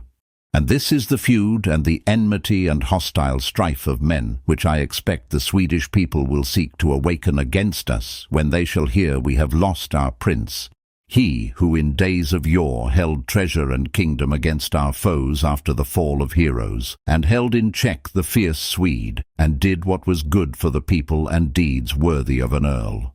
Now is it best for us to hasten to look upon our king, and bring him who gave to us rings to the funeral pyre. Nor shall a part only of the treasure be melted with the proud man, but there is a hoard of wealth, an immense mass of gold, bought at a grim cost. For now, at the very end of his life, he bought for us rings, and the brands shall devour all the treasures and the flames of the funeral fire. They shall enfold them, nor shall an earl carry away any treasure as a memorial, nor shall any maid all beauteous wear on her neck ring adornments, but shall go sad of soul and bereft of gold, and often not once only tread an alien land, now that the battle-wise man, Beowulf, has laid aside laughter, the games and the joys of song. And many a morning cold shall the spear in the hand-grip be heaved up on high, nor shall there be the sound of harping to awaken the warriors, but the war-raven, eager over the doomed ones, shall say many things to the eagle how it fared with him in eating the carrion, while he, with the wolf, plundered the slaughtered. Thus then was the brave warrior reciting loathly spells, and he lied not at all in weird or word. Then the troop rose up together, and all unblithely went under eagles' nests, to look on the wonder, and tears were welling. Then they found him on the sand in his last resting place, and bereft of soul, who had given them rings in days gone by, and then had the last day drawn to its close, for the good man Beowulf, the warrior king, the lord of the Vader-Goths, had died a wondrous death. But before this they had seen a more marvellous sight, the dragon on the sea-plain, the loathsome one lying right opposite, and there was the fire-dragon grimly terrible, and scorched with fire, and he was 50 feet in length as he lay there stretched out. He had had joy in the air a while by night, but afterwards he went down to visit his den. But now he was the prisoner of death, and had enjoyed his last of earth cares. And by him stood drinking cups and flagons, and dishes were lying there, and a costly sword, all rusty and eaten through as though they had rested 1,000 winters in the bosom of the earth. And those heirlooms were fashioned so strongly, the gold of former races of men, and all wound round with spells, so that no man could come near that ring-hall, unless God only, himself the true King of victories, gave power to open up the hoard to whom he would, for he is the protector of men, even to that man as it seemed good to him. Chapter 41. Then was it quite clear to them that the affair had not prospered with the monster, who had hidden ornaments within the cave under the cliff. The guardian thereof had slain some few in former days. Then had the feud been wrathfully avenged. And it is a mystery anywhere when a valiant earl reaches the end of his destiny, when a man may no longer with his kinsman dwell in the mead hall. And thus was it with Beowulf when he sought out the guardian of the cavern and his cunning crafts. And he himself knew not how his departure from this world would come about. And thus famous chieftains uttered deep curses until the day of doom, because they had allowed it to come to pass that the monster should be guilty of such crimes, and accursed and fast with hell bands as he was, and tormented with plagues that he should plunder the plain. He, Beowulf, was not greedy of gold, and had more readily in former days seen the favour of God. Wiglaf spake, the son of Weohstan. Often shall many an earl of his own only will suffer misery, as is our fate. Nor could we teach the dear lord and shepherd of the kingdom any wisdom, so that he would fail to be meeting the keeper of the gold treasures, the dragon, or to let him stay where he had been long time dwelling in his cavern until the world's end. But he held to his high destiny. Now the hoard is seen by us, grimly got hold of, and at too great a cost was it yielded to the king of the people, whom he enticed to that conflict. I was within the cavern, and looked upon all the hoard, the decoration of the palace, when by no means pleasantly room was made for me, and a faring was granted to me in under the sea-cliff. And in much haste I took a very great burden of hoard treasures in my hand, and bore it forth hither to my king. He was still alive, wise and witting well. And he, the ancient, uttered many words in sadness, and bade me greet you, and commanded that ye should build after death of your friend a high grave mound in the place of the funeral pyre, a great and famous monument, for he himself was the most worshipful of men throughout the earth, while he was enjoying the wealth of his city. Let us now go and see and seek yet once again the heap of treasures, the wonder under the cliff. I will direct you, so that ye may look at close quarters upon the rings and the wealth of gold. Let the bier be quickly made ready when we come forth again, and then let us carry the dear man our Lord, when he shall enjoy the protection of the ruler of all things." Then the son of Weohstan, the battle-dear warrior, ordered that commandment should be given to many a hero and householder, that they should bring the wood for the funeral pyre from far, they the folk leaders, to where the good man lay dead. Now the war flame shall wax, and the fire shall eat up the strong chief among warriors, him who often endured the iron shower. When the storm of arrows, strongly impelled, shot over the shield wall, and the shaft did good service, and all eager with its feather, fear followed and aided the barb. Then the proud son of Weohstan summoned from the troop the thanes of the king, 7 of them together, and the very best of them, and he the 8th went under the hostile roof, and one of the warriors carried in his hand a torch which went on in front. And no wise was it allotted who should plunder that hoard, since they saw some part unguarded remaining in the hall, and lying there fleeting. And little did any man mourn, when full heartily they carried forth the costly treasures. Then they shoved the dragon the worm over the cliff wall, and let the wave take him, and the flood embrace that guardian of the treasures. Then the twisted golden ornaments were loaded on a wagon, an immense number of them, and the noble atheling, the hoar battle warrior, was carried to Whale's Ness. Chapter 42. Then the people of the Geats got ready the mighty funeral pyre, and hung it round with helmets and battle shields and bright burnies as he had asked. And in the midst they lay the famous prince, and they lamented the hero, their dear lord. Then the warriors began to stir up the greatest of balefires on the cliffside. And the reek of the wood smoke went up swart over the flame, which was resounding, and its roar mingled with weeping, and the tumult of winds was still, until it had broken the body, all hot into the heart. And unhappy in their thinkings, and with minds full of care, they proclaimed the death of their lord, likewise a sorrowful song the bride. And heaven swallowed up the smoke.